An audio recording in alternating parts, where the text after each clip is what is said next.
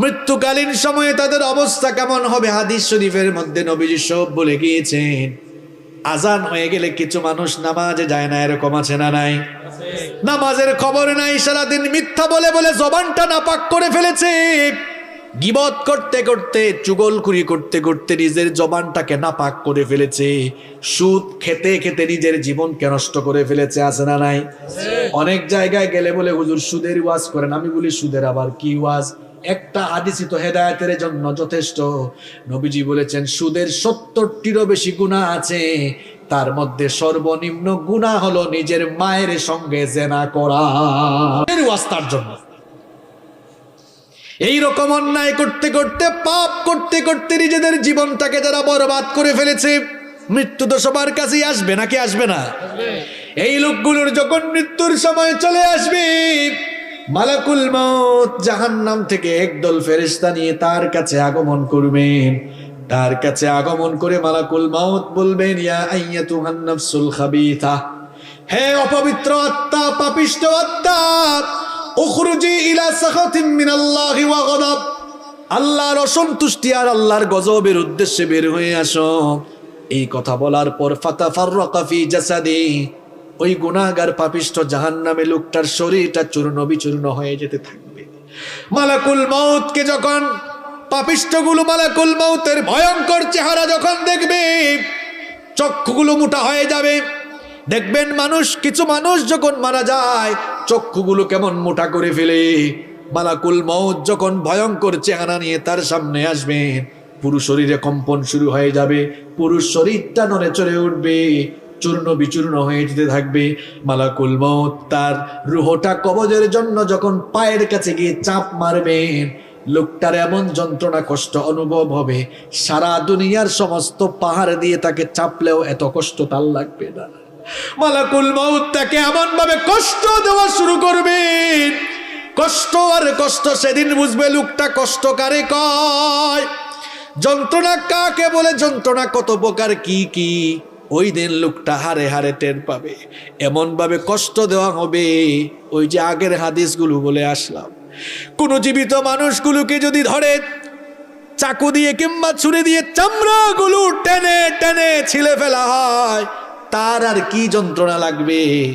এই লোকটা মৌতের সময় তার চাইতে বেশি কষ্ট পাবে। এই রকম কষ্ট দিয়ে দিয়ে মালাকুল মউত তার প্রাণ কবজ করা শুরু করবে। যখন পায়ের মধ্যে চাপ মারবে, রুহ গিয়ে চামড়ার নিচে লুকাবে। মালাকুল মউত যখন চামড়ার নিচে চাপ মারবে, মালাকুল মউত যখন চামড়ার নিচে চাপ মারবে, রুহ গিয়ে এবার লোমের নিচে লুকাবে। এই রকম কষ্ট দিয়ে দিয়ে দিয়ে দিয়ে লোকটার প্রাণ যখন একেবারে গলা পর্যন্ত চলে আসবে, লোকটা বুঝতে পারবে আমার দুনিয়া থেকে যাওয়ার সময় চলে এসেছে। নিজের হাত পাশে নিজেই ছেড়ে দিবে, মৃত্যুর জন্য প্রস্তুত হয়ে যাবে। এই লোকটা যখন, এই লোকটার রূহ যখন মালাকুল মউত কবজ করে ফেলবেন, ওই যে জাহান্নামের একদল বাহিনী নিয়ে এসেছিলেন, জাহান্নামের ফেরেশতাদের বাহিনী এবার ওই লোকটার রূহটাকে জাহান্নামের দুর্গন্ধযুক্ত কাপড়ের মধ্যে মুড়ায় ফেলবে। যখন তারা রওনা হবে, লোকটার আত্মা থেকে এমন নিকৃষ্ট দুর্গন্ধ বের হবে, এমন নিকৃষ্ট দুর্গন্ধ বের হবে। এই নিকৃষ্ট দুর্গন্ধযুক্ত আত্মা নিয়ে যখন তারা প্রথম আসমানে যাবে, প্রথম আসমানের দরজা খোলার জন্য অনুমতি চাওয়া হবে। ফেরেশতা বলবে, কোন অপবিত্র কোন পাপিষ্ঠ লোকটার আত্মা নিয়ে এসেছো? ফেরেশতারা পরিচয় করিয়ে দিবে, ওই তো ভাঙ্গা উপজেলার অমুক এলাকার অমুক লোকটার রূহ।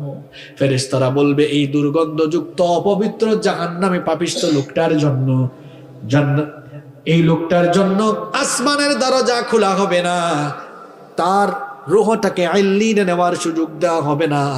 এই কথা বলে ফেরেশতা তার রূহটাকে এমন সজোরে ধাক্কা দিবে, এক ধাক্কার চোটে এই দুনিয়ার জমিনের 70,000 গজ মাটির নিচে সিজ্জিনের মধ্যে গিয়ে তার রূহটা পতিত হবে। মজা বুঝবা সেদিন। সিজ্জিন, যেখানে পাপিষ্ঠ জাহান্নামীদের আত্মাকে সংরক্ষণ করা হয়। আর যদি নেককার মানুষ হয়, 2 নাম্বার শুনেন, নেককার মানুষ যারা আজান হয়ে গেলে এই মসজিদে চলে যায়,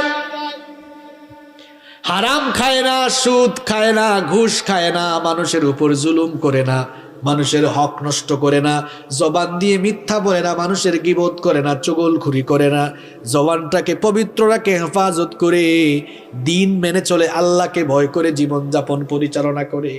মাত্র 20, 30, 50, 60, 70 বছরের হায়াত, এই হায়াতটাকে যারা আল্লাহর পথে কাটিয়ে দিয়েছে, ওই মানুষগুলোর মৃত্যুর সময় যখন চলে আসবে, মালাকুল মউত জান্নাতের একদল ফেরেশতা নিয়ে লোকটার কাছে এসে প্রথমে সালাম দিবে। জোরে কোন কি দিবে? বলেন তো, বেঈমান গুনাহগার পাপী তাকে কি সালাম দিয়েছে নাকি? কিন্তু যখন নেককার মানুষ তার কাছে আসবে তখন এসেই সালাম দিবে। আল্লাহ তাআলা কোরআনে বলেছেন, আল্লাযীনা তাতাওয়াফাহুমুল মালাইকাতু তাইয়্যিবিনা ইয়াকুলুনা সালামুন আলাইকুম উদখুলুল জান্নাতা বিমা কুনতুম তা'মালুন। কোরআনুল কারীমের 16 নম্বর সূরা সূরাতুন নাহালের 32 নম্বর আয়াতে আল্লাহ তাআলা বললেন, ওই সকল পবিত্র লোকদের মৃত্যুর সময় ফেরেশতা এসে সালাম দিয়ে বলবে, আল্লাহর বান্দা তোমার উপরে সালাম, তোমার জন্য সালাম, তোমার প্রতি সালাম দিলাম, আল্লাহর জান্নাতে দাখিল হওয়ার জন্য তুমি প্রস্তুতি গ্রহণ করো। সুবহানাল্লাহ। ফেরেশতা বলবে, ইয়া আইয়ুহান নাফসুত তাইয়্যিবা উখরুজি ইলা মাগফিরাতিন মিনাল্লাহি ওয়া রিদওয়ান। হে পবিত্র আত্মা, আল্লাহর সন্তুষ্টি আর ক্ষমার উদ্দেশ্যে তুমি বের হয়ে আসো। এই কথা বলে ফেরেশতা যখন তার রূহ কবজ করা শুরু করবে, নেককার দিনদার মানুষগুলোর রূহ যখন কবজ করা হবে, মৃত্যুর যন্ত্রণা তাদের আর ফিল হবে না। ব্যাপারটির উদাহরণ আমি এইভাবে দিচ্ছি, দেখবেন ছোট্ট বাচ্চারা ক্ষুধা পেলে কি করে? আপনাদের এলাকায় হাসে নাকি? ছোট্ট বাচ্চারা ক্ষুধা পেলে কি করে? কান্না করে। কান্না করার পর মা যখন সন্তানকে কুলে নিয়ে দুধ খাওয়ায়, দুধ পান করায়, বাচ্চা তখন কি কান্না করে নাকি? বাচ্চা তখন কান্না বন্ধ করে দুধ পান করে করে আরাম করে ঘুমিয়ে যায়। নেককার দিনদার আল্লাহওয়ালা মানুষ যারা, এদের মৃত্যুর সময় অবস্থা এমন হবে, একটি শিশু মায়ের কোলে দুধ পান করে যেমন আরাম করে ঘুমিয়ে যায়, ঠিক তেমনি ভাবে আল্লাহওয়ালা দিনদার মানুষগুলোর মৃত্যুর সময় ফেরেশতা এসে যখন জান্নাতের দৃশ্য তুলে ধরবে, জান্নাতের দৃশ্য দেখতে দেখতে দেখতে দেখতে আরাম করে সে ঘুমায়া যাবে। আল্লাহ এমন মৃত্যু আমাদেরকে নসিব করে দিও। আরো আসতে বলে না আমিন। তার রূহটাকে কবজ করার পর ফেরেশতারা এবার, জান্নাতি ফেরেশতারা এবার ওই পবিত্র লোকটার রূহটাকে এবার জান্নাতি কাফনের কাপড় দিয়ে মুড়াবে, জান্নাতি কাফনের কাপড় দিয়ে মুড়াবে। আর এমন সুগন্ধ তার আত্মা থেকে বের হতে থাকবে, মেশকের সুগন্ধির চাইতেও আরো সুগন্ধি বের হতে থাকবে। প্রথম আসমানে যখন যাওয়া হবে, প্রথম আসমানে যাওয়ার পর আসমানের দরজা খোলার জন্য অনুমতি চাওয়া হবে। ফেরেশতা আহলান সাহলান, ওয়েলকাম ওয়েলকাম, মোবারকবাদ জানিয়ে দরজা খুলে দিবে আর বলবে, কোন লোকটার রূহ নিয়ে এসেছো? এত সুগন্ধি ছড়ায়, চতুর্দিক থেকে শুধু সুগন্ধি বের হয়। ফেরেশতারা পরিচয় করিয়ে দিবে, ভাঙ্গা উপজেলার অমুক এলাকার অমুক লোক। লোকটা বড় নামাজি ছিল, আল্লাহওয়ালা ছিল, মা বাবার খেদমত করতো, আল্লাহকে ভয় করে জীবনযাপন করতো, কোনোদিন হারাম আর অন্যায় পথে জীবনযাপন করে নাই। ফেরেশতারা ওয়েলকাম করে যখন প্রথম আসমানের দরজা খুলে দিবে, এইভাবে একটার পর একটা দরজা খুলতে খুলতে 7 আসমানের উপরে ইল্লিন রয়েছে। ইল্লিন হচ্ছে আল্লাহওয়ালা মুত্তাকি পরহেজগার জান্নাতি মানুষদের রূহ সংরক্ষণ করার জায়গা। ফেরেশতারা সেখানে নিয়ে ওই লোকটার রূহকে সংরক্ষণ করবে। আর তখন তাকে বলা হবে, ইয়া আইয়াতুহান নাফসুল মুতমাইন্নাতু ইরজিই ইলা রাব্বিকি রাদিয়াতাম মারদিয়া ফাদখুলি ফি ইবাদি ওয়াদখুলি জান্নাতি।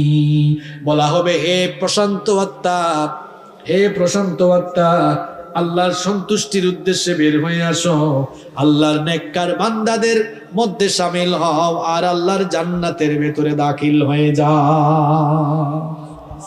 এটা হচ্ছে নেককারদের মৃত্যুর অবস্থা। 3 নম্বর কি বলেছিলাম? শহীদ। শহীদ যারা, এই দুনিয়ার সবচেয়ে বড় সৌভাগ্যবান হলো তারা।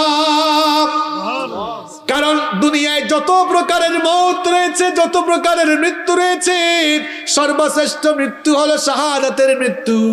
কারণ সকল মৃত্যুর পরেই হিসাব নিকাশ আছে, বিচার আছে। আর শাহাদাতের মৃত্যুর পরে কোনো হিসাব নাই, বিচার নাই। বিনা হিসাবে বিনা বিচারে আল্লাহ শহীদদেরকে জান্নাত দান করে দিবে। শহীদদের মৃত্যুকালীন যন্ত্রণাটাও কেমন শুনে নেন। আল্লাহর নবী বলেছেন, যারা আল্লাহর দ্বীনের জন্য শহীদ হবে, আল্লাহর দ্বীনের জন্য জীবন দিতে গিয়ে মাঝে মাঝে তোমরা তাদেরকে দেখবে হাত পা কেটে হয়তো বাতিলরা তাদেরকে হত্যা করে ফেলবে, হয়তো তাদের দেহটাকে ক্ষত বিক্ষত করে নির্মম ভাবে হত্যা করা হবে, কাউকে কাউকে হয়তো ফাঁসিতে ঝুলাইয়া হত্যা করা হবে। তোমরা যারা দুনিয়াতে বাস করো, দুনিয়ার দৃষ্টিকোণ থেকে তোমরা মনে করো হয়তো লোকটা অনেক আযাব পেয়ে পেয়ে, কষ্ট পেয়ে পেয়ে দুনিয়া থেকে বিদায় হয়। নবীজি বলছেন, তোমাদের ধারণা ভুল। হাতের মধ্যে চিমটি কাটলে মানুষ যেমন সামান্য ব্যথা পায়, ঠিক তেমনি ভাবে শহীদ যখন দুনিয়া থেকে যায়, তার চাইতেও আরো কম ব্যথা পেয়ে দুনিয়া থেকে চলে যায়। আর শহীদদেরকে আল্লাহ এমন মর্যাদা দিয়েছেন, আমি তো আগেই বললাম, শহীদদের কাছ থেকে আল্লাহ হিসাব করবেন না, বিচারও চাইবেন না। বিনা হিসাবে বিনা বিচারে আল্লাহ তাদেরকে জান্নাত দিবেন। শহীদি মৃত্যুটা হচ্ছে একটা পুল বা সাঁকোর মতো। এখানে আসার সময় একটা সাঁকো দেখে আসলাম, পুল দেখে ব্রিজ বুঝেন তো আপনারা? ব্রিজের কাজ হলো এক পাশের রাস্তা এক সাইডের সাথে আরেক সাইডের জুলা লাগানো। শহীদি মৃত্যুটা হলো একটা সাঁকো, এই পারে দুনিয়া, আর সাঁকোটা হলো শহীদি মৃত্যু। এই শহীদি মৃত্যুর মাধ্যমে সাঁকোটা পাশ দিলেই, সাঁকোটা পাশ দেওয়া মাত্রই আল্লাহর জান্নাতের দরজা খুলে যায়। এই জন্য নবীজি নিজেই শহীদ হওয়ার জন্য ব্যাকুল ছিলেন। নবীজি বলেছেন, আমার মনটা চায় জিহাদ করে করে আমি শাহাদাতের পেয়ালা পান করি, আবার যদি আল্লাহ আমাকে জীবন দেন, আমার ইচ্ছা হয় আবার জিহাদ করি, আবার শহীদ হই। আমার ইচ্ছা হয় আবার যদি আল্লাহ জীবন দেন, আবার আমি জিহাদ করে শহীদ হয়ে জীবনটা আল্লাহর রাস্তায় বিলায়া দিই। সুবহানাল্লাহ পড়তে মন চায় না? আল্লাহর নবীর সাহাবী ওমর রাদিয়াল্লাহু আনহু কি কম মর্যাদার সাহাবী? হ্যাঁ, কি মনে করেন আপনি? নবীজি এই ওমর রাদিয়াল্লাহু আনহুর ব্যাপারে বলেছেন, আকাশের মধ্যে কত তারকা আছে বর্তমান বিজ্ঞান কি বলতে পেরেছে নাকি? আল্লাহর নবী বলেছেন, কিয়ামতের আগে কেউ যদি আকাশের তারকাগুলো গণনা করে শেষ করতেও পারে, তোমরা মনে রেখো আমার ওমর মুসলমান হওয়ার পরে কত যে নেক আমল করেছে, আমার ওমরের নেক আমলগুলো গুনে গুনে কেউ কোনোদিন শেষ করতে পারবে না। ওমর রাদিয়াল্লাহু আনহুর ব্যাপারে নবীজি কত বড় কথা বললেন শুনেন। নবীজি বললেন, লা নাবিয়্যা ওয়ালা রাসূলা মিন বাদি, আমার পরে কোনো নবী নাই, আমার পরে কোনো রাসূল নাই। লাউ কানা নাবিয়্যাম মিন বাদি লাকানা ওমর, আমার পরে কেউ যদি নবী হওয়ার যোগ্যতা রাখতো, আমার ওমর আমার পরে নবী হয়ে যেত। সেই ওমর রাদিয়াল্লাহু আনহু হাত তুললে কি দোয়া করতেন শুনেন। আমার আপনার খাসলত হলো আমরা হাত তুললেই দোয়া করি, আল্লাহ সম্পদ আরো বাড়ায় দাও, আরো কিছু হায়াত দাও, ছেলে মেয়েকে এইটা করো ওইটা করো, চাকরিতে বরকত দাও, ব্যবসায় বরকত দাও। আর ওমর রাদিয়াল্লাহু আনহুর মুনাজাতটা কেমন ছিল শুনেন। তিনি হাত তুললেই দোয়া করতেন, আল্লাহুম্মা রযুকনি শাহাদাতান ফি সাবিলিক ওয়াজআল মাউতি ফি বালাদি রাসূলিক। তিনি বলতেন, অগরাব আমাকে তুমি রাসূলের পবিত্র শহরে মৃত্যু নসিব করে দিও, আর মৃত্যুর সময় শাহাদাতের মৃত্যু নসিব করে দিও। দোয়া কবুল হয়েছে, রাসূলের শহরেই শাহাদাতের মৃত্যু তার হয়েছে। সুবহানাল্লাহ। আল্লাহর নবীর সাহাবীরা শহীদ হওয়ার জন্য এইরকম পাগল পারা ছিলেন। এই জন্য শাহাদাতের তামান্না আমাদের দিলের ভেতরেও থাকার দরকার আছে না নাই? শাহাদাতের তামান্না যদি আমাদের দিলে থাকে, লাভটা হবে কি শোনেন। শাহাদাতের আকাঙ্ক্ষা যদি থাকে, যদি আপনি শহীদ না হন, একটা বেনিফিট আছে না নাই? নবীজি বলেছেন, মান সাআলাল্লাহু শাহাদাতি বিসিদকিন বাল্লাগাহুল্লাহু মানাজিলাশ শুহাদা ওয়া ইম্মা তাআলা ফিরাশি। নবীজি বলেছেন, কারো দিলের মধ্যে, কারো অন্তরের মধ্যে যদি শাহাদাতের তামান্না থাকে, আর লোকটা যদি শহীদ না হয়ে বিছানায়ও মারা যায়, দিলের মধ্যে শাহাদাতের তামান্না থাকার কারণে আল্লাহ তাআলা তাকে শহীদী মৃত্যুর মর্যাদা দান করে দিবে। মরতেই হবে যখন, শহীদী মরণ দিও আমাকে। শাহাদাত জানি শুধুই জীবন, সে জীবন দিও আমাকে। মরতেই হবে যখন, শহীদী মরণ দিও আমাকে।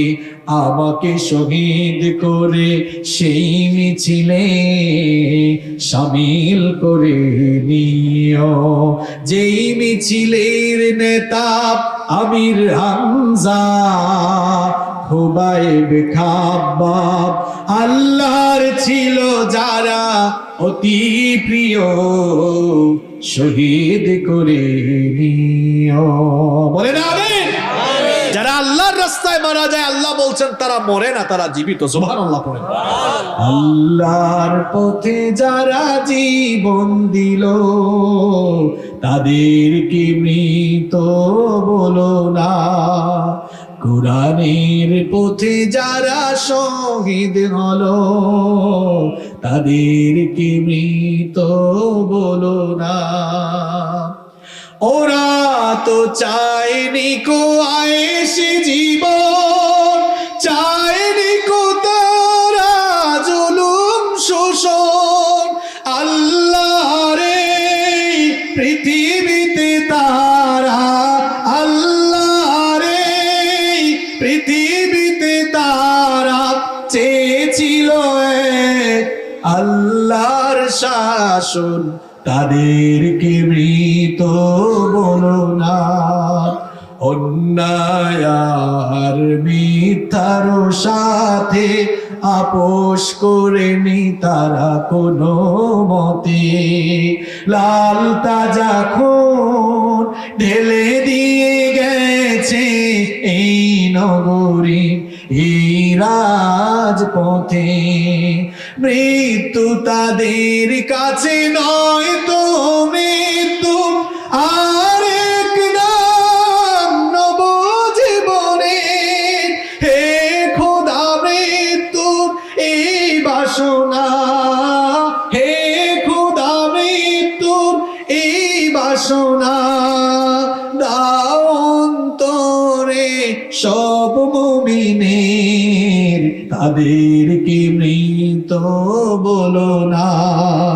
আল্লাহর পথে যারা জীবন দিল, তাদেরকে মৃত বলো না। নিষেধ করেছেন কে? নিষেধ করেছেন কে? এই মৃত্যু আমাদের কাছে আসবে না। মৃত্যুর বৈশিষ্ট্য আর মৃত্যু যন্ত্রণার ধরন বললাম। সর্বশেষ যে কথাটি বলতে চাই, আল্লাহর নবীকে প্রশ্ন করা হয়েছিল, মান আকিয়াসুন নাস ওয়া আহজাবুন নাস। নবীকে প্রশ্ন করা হলো, নবী গো সবচেয়ে চালাক আর বুদ্ধিমান কে? এই প্রশ্ন আপনাদেরকে করলে ভাঙ্গার মানুষ তো চাঙ্গা জবাব দিবে, হুজুর কম বয়সে যারা মাল কামাইছে, জায়গা সম্পদ বাড়ি গাড়ি করে ফেলছে, এরাই চালাক। এই উত্তর কি সঠিক? আপনি না হয় একটা বাড়ি বানিয়েছেন, একটা বাড়ি করতে করতে মানুষের 40-50 বছর সময় লেগে যায়। ধরলাম 60 বছর বাঁচবেন, 50 বছর লাগলো বাড়ি করতে, থাকবেন আর কয়দিন? কথা কন না কেন? এই 10 বছরে তো আরামে থাকার জন্য এত হারামখুরি করে যাচ্ছেন, আর কবরে কত হাজার কোটি বছর থাকবেন আপনি জানেন না। কবরের বাড়ি কি ভালো করে তৈরি করেছেন? নিজের বিবেককে প্রশ্ন করুন। আমি এমন বহু মানুষ দেখেছি, বাড়ি বানাচ্ছে বাড়িটা শেষ, আর কয়েকদিন পর উঠে যাবে, ওই সময় মরে গেছে। আছে? আল্লাহ নবীকে জিজ্ঞেস করা হলো সবচেয়ে চালাক আর বুদ্ধিমান কে? নবীজি কি জবাব দিলেন দেখেন, আকসারুহুম যিকরাল লিল মাউত ওয়া আকসারুহুম ইস্তিদাদাল লিল মাউত। নবীজি বললেন, মানুষের মধ্যে সবচেয়ে চালাক আর বুদ্ধিমান হলো সে ব্যক্তি যে বেশি বেশি মৃত্যুর কথা স্মরণ করে মৃত্যুর জন্য প্রস্তুতি গ্রহণ করে। সুবহানাল্লাহ। মৃত্যু পরবর্তী জীবনটাকে সুন্দর করার জন্য মৃত্যুর প্রস্তুতি গ্রহণ করে অন্যায় ছেড়ে দেন, অপকর্ম ছেড়ে দেন। আজান হলে নামাজে যান। আপনার তো দিনটা শুরু হয় শয়তানের গোলামি দিয়ে। নামাজ আদায় করলে খুশি হন কে? আল্লাহ। নামাজ চাললে খুশি হয় কে? কিরে ভাই, ফজরের নামাজ ছাইরা দিয়া আপনি কারে খুশি করে দিনটা শুরু করছেন? ফজরের নামাজে গেলে খুশি হন কে? গোলামি হয় কার? আর নামাজে না গেলে গোলামিটা হয় কার? তো আপনি কার গোলামি দিয়া দিন শুরু করেন? আরা সুরাতে মাইন্ডসেট জাত হলেও আপনি হচ্ছেন আসলে শয়তানের খাস গোলাম। নিজেকে আল্লাহর গোলাম বানান, আল্লাহর গোলাম বানান নিজেকে। 5 ওয়াক্তের নামাজ ছেড়ে দিয়ে শয়তানের গোলামি করে আল্লাহর গোলাম পরিচয় দিতে আপনার কি একটু লজ্জা শরম লাগে না মিয়া? আগে নামাজ ঠিক করেন। সালাত ইজ দ্য কি অফ সাকসেস, সালাত ইজ দ্য কি অফ প্যারাডাইস। নামাজ সফলতার চাবি, নামাজ জান্নাতের চাবি। যুবকরা, আজান হলে নামাজে যাইও ভাই, নামাজে যাইও। তোমরা নামাজের সামনের কাতারে থাকবা। তোমাদের এই বয়সটা চরিত্র গঠনের বয়স। আল্লাহ নবী বলেছেন, হাসরের মাঠে যখন আরশের ছায়া ছাড়া কোনো ছায়া থাকবে না, 7 শ্রেণীর মানুষকে আরশের ছায়ায় জায়গা দেওয়া হবে। তার মধ্যে এক শ্রেণী হচ্ছে ও শাবুন নাশাআ ফি ইবাদাতিল্লাহ। ওই যুবক যারা যৌবনকাল আল্লাহর ইবাদতে কাটিয়েছে, যুবকগুলোকে ডেকে ডেকে আল্লাহ আরশের ছায়ার নিচে জায়গা দিবেন। সুবহানাল্লাহ। আমার কলিজার টুকরা ভাইরা, যুবক ভাইরা যারা কলেজে বিশ্ববিদ্যালয়ে পড়ো, অনেকে এশার নামাজে যায় না, কয় পড়ার টাইম। তুমি এশার নামাজ আজান হয়ে গেলে মানে তোমার স্টাডি অফ করে দাও, বন্ধ করে দাও, নামাজ জামাতের সঙ্গে এসে পড়তে বসো, দেখবা তোমার মেধা শক্তি আরো প্রখর হয়ে যাবে ইনশাআল্লাহ। নামাজে যাইও। আর আমার বাবাদেরকে বলবো, অনেক বাবারা আছে আজানের সময় বিড়ি টানে, বিড়িটার ফু দেয়, ফুটে দেখে এটা কত দূর উপরে উঠছে। আছে এরকম? বাবারে, আজান হইলে নামাজে যাইয়েন। এই যে বিড়ি টানতেছেন, বিড়ি টানার মধ্যে মরে গেলে কি হবে? হ্যাঁ, আপনি আপনার মৌতের খবর জানেন? শোনেন, গতকাল রাতে দুনিয়ায় বহু মানুষ জিন্দা ছিল, আজ রাত তাদের কবরে প্রথম রাত হয়েছে। আগামীকাল আপনার কবরে প্রথম রাত হতে পারে। এই চিন্তা কেন আপনার মাথায় আসে না? কালকে মিটিং এর ডেট দিয়ে রাখছেন, এই আজকে ওয়াজ শুনে যাওয়ার সময় আপনার মৃত্যু হইতে পারে। এরকম বহু জায়গায় হয় না? ওয়াজ শুনে যাওয়ার সময় বক্তা মরে গেছে, শ্রোতা মরে গেছে, থাকবেন না দুনিয়াতে আপনি। Keep in your mind, মনে রাখবেন মৃত্যু আপনার সামনে, সামনে না, মৃত্যু পেছনে, কবর সামনে। মৃত্যুটা পেছনে তারা করছে, যে কোনো সময় আপনাকে ধরে ফেলবে আর কবরে নিয়ে যাবে। আর কবর খুব সাংঘাতিক জায়গা, কবরে কোনো ক্লাস নাই।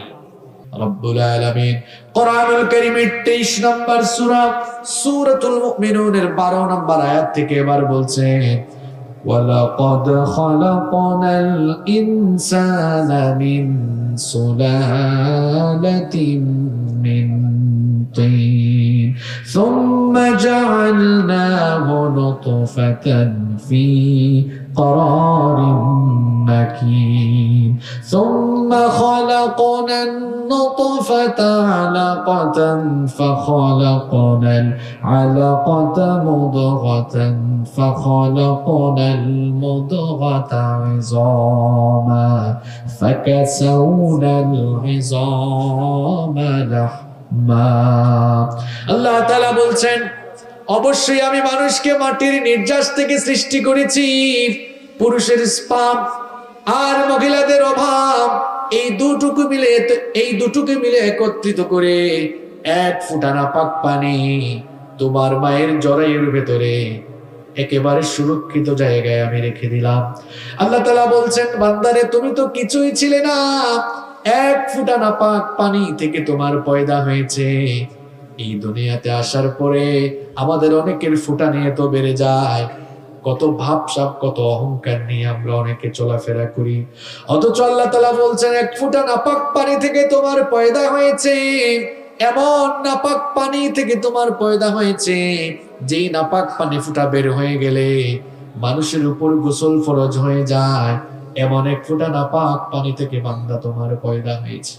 ওই নাপাক পানি ফোঁটাকে আমি তোমার মায়ের জরায়ুর ভেতরে সুরক্ষিত জায়গায় রেখে দিলাম। এরপরে এই নাপাক পানি ফোঁটাকে জমাট বাঁধা রক্তে পরিণত করলাম। অতঃপর সেই জমাট বাঁধা রক্তকে আমি গোশতপিণ্ড পরিণত করলাম। তারপরে সেই গোশতপিণ্ডকে বড় একটা হাড্ডিতে রূপান্তর করলাম। তখনও তোমার কান ছিল না, চক্ষু ছিল না, নাক ছিল না, ঠোঁট ছিল না, ফেস কাটিং ছিল না, কিছুই ছিল না, হাত ছিল না, পা ছিল না।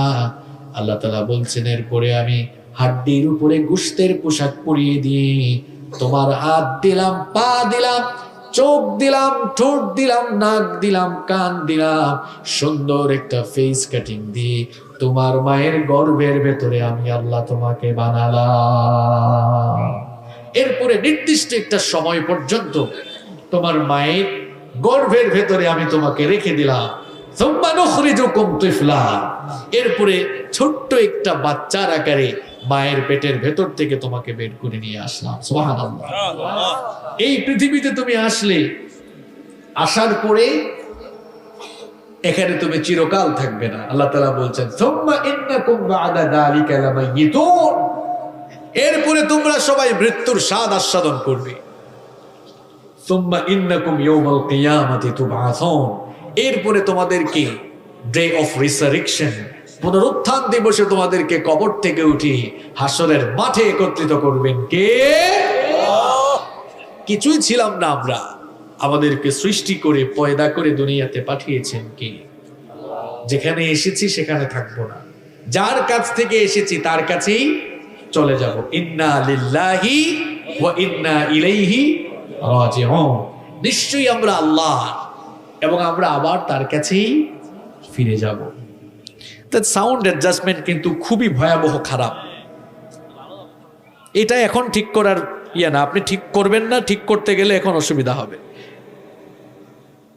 এটা তো আমি মাহফিলে আসার আগে বলে দেই, আমার মনে হয় এই কমিটিকেও সকাল।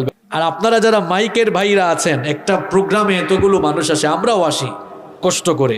সাউন্ড যদি অ্যাডজাস্টমেন্ট করতে না পারেন, প্রোগ্রামের সবকিছু তো আপনারা নষ্ট করে ফেলবেন। আপনার মাইক্রোফোনগুলো কি দিয়েছেন আমি জানি না, আপনি মাইক্রোফোন দিবেন আহুজা 3400 অথবা 3500 মডেল, তাই এটা এগিয়ে গিয়ে বলতেছি কথা, তাও তো যায় না।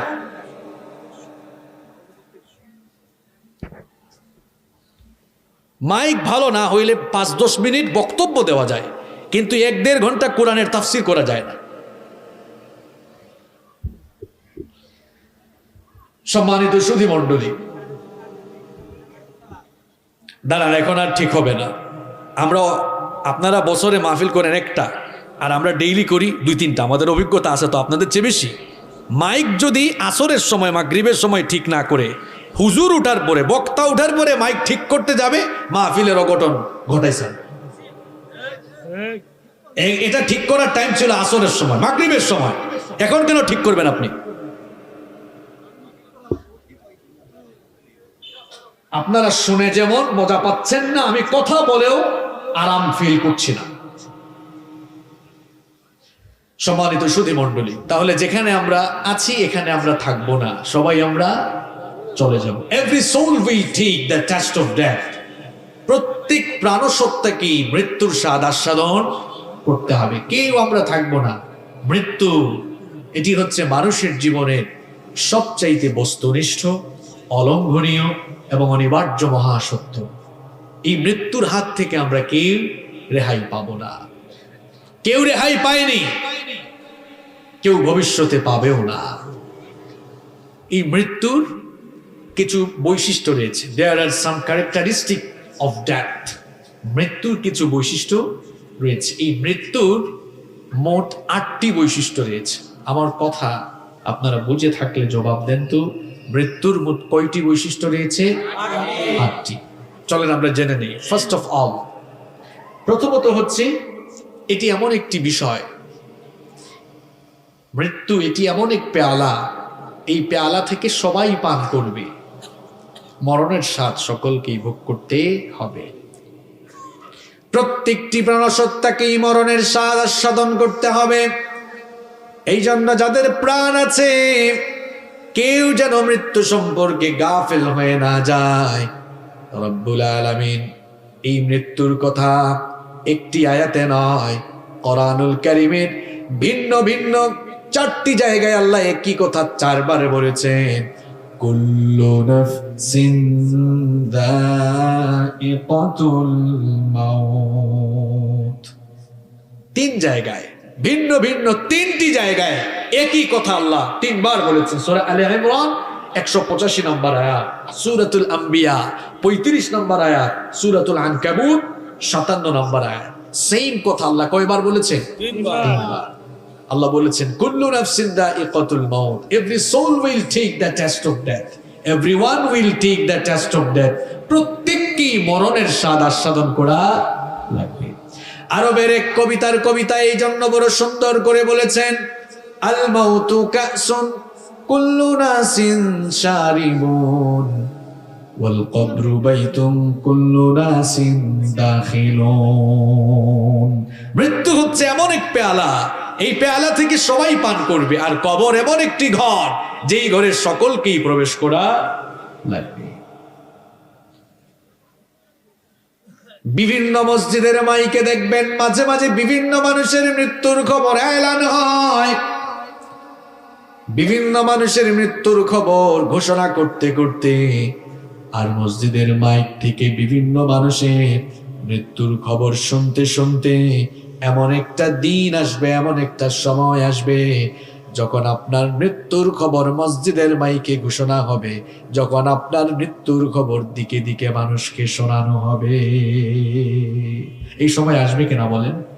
কত মানুষের জানাজায় আপনি গিয়েছেন। একটা সময় আসবে যখন চতুর্দিক থেকে মানুষেরা ছুটে আসবে আপনাকে জানাজা দেওয়ার জন্য। এখন রাত 10:45 বাজে।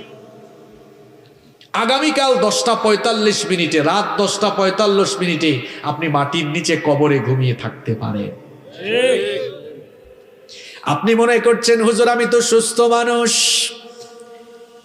আমি তো এত তাড়াতাড়ি যাওয়ার কথা না। পৃথিবীতে এমন বহু অসুস্থ মানুষ আছে, ডাক্তার বলেছে 3 দিনের ভেতর মারা যাবে, কিন্তু দেখা গিয়েছে আল্লাহ তার কুদরত দিয়ে 3 দিন নয় মাসের পর মাস আল্লাহ ওই রোগীকে বাঁচিয়ে রেখেছে। এরকম আছে না নাই?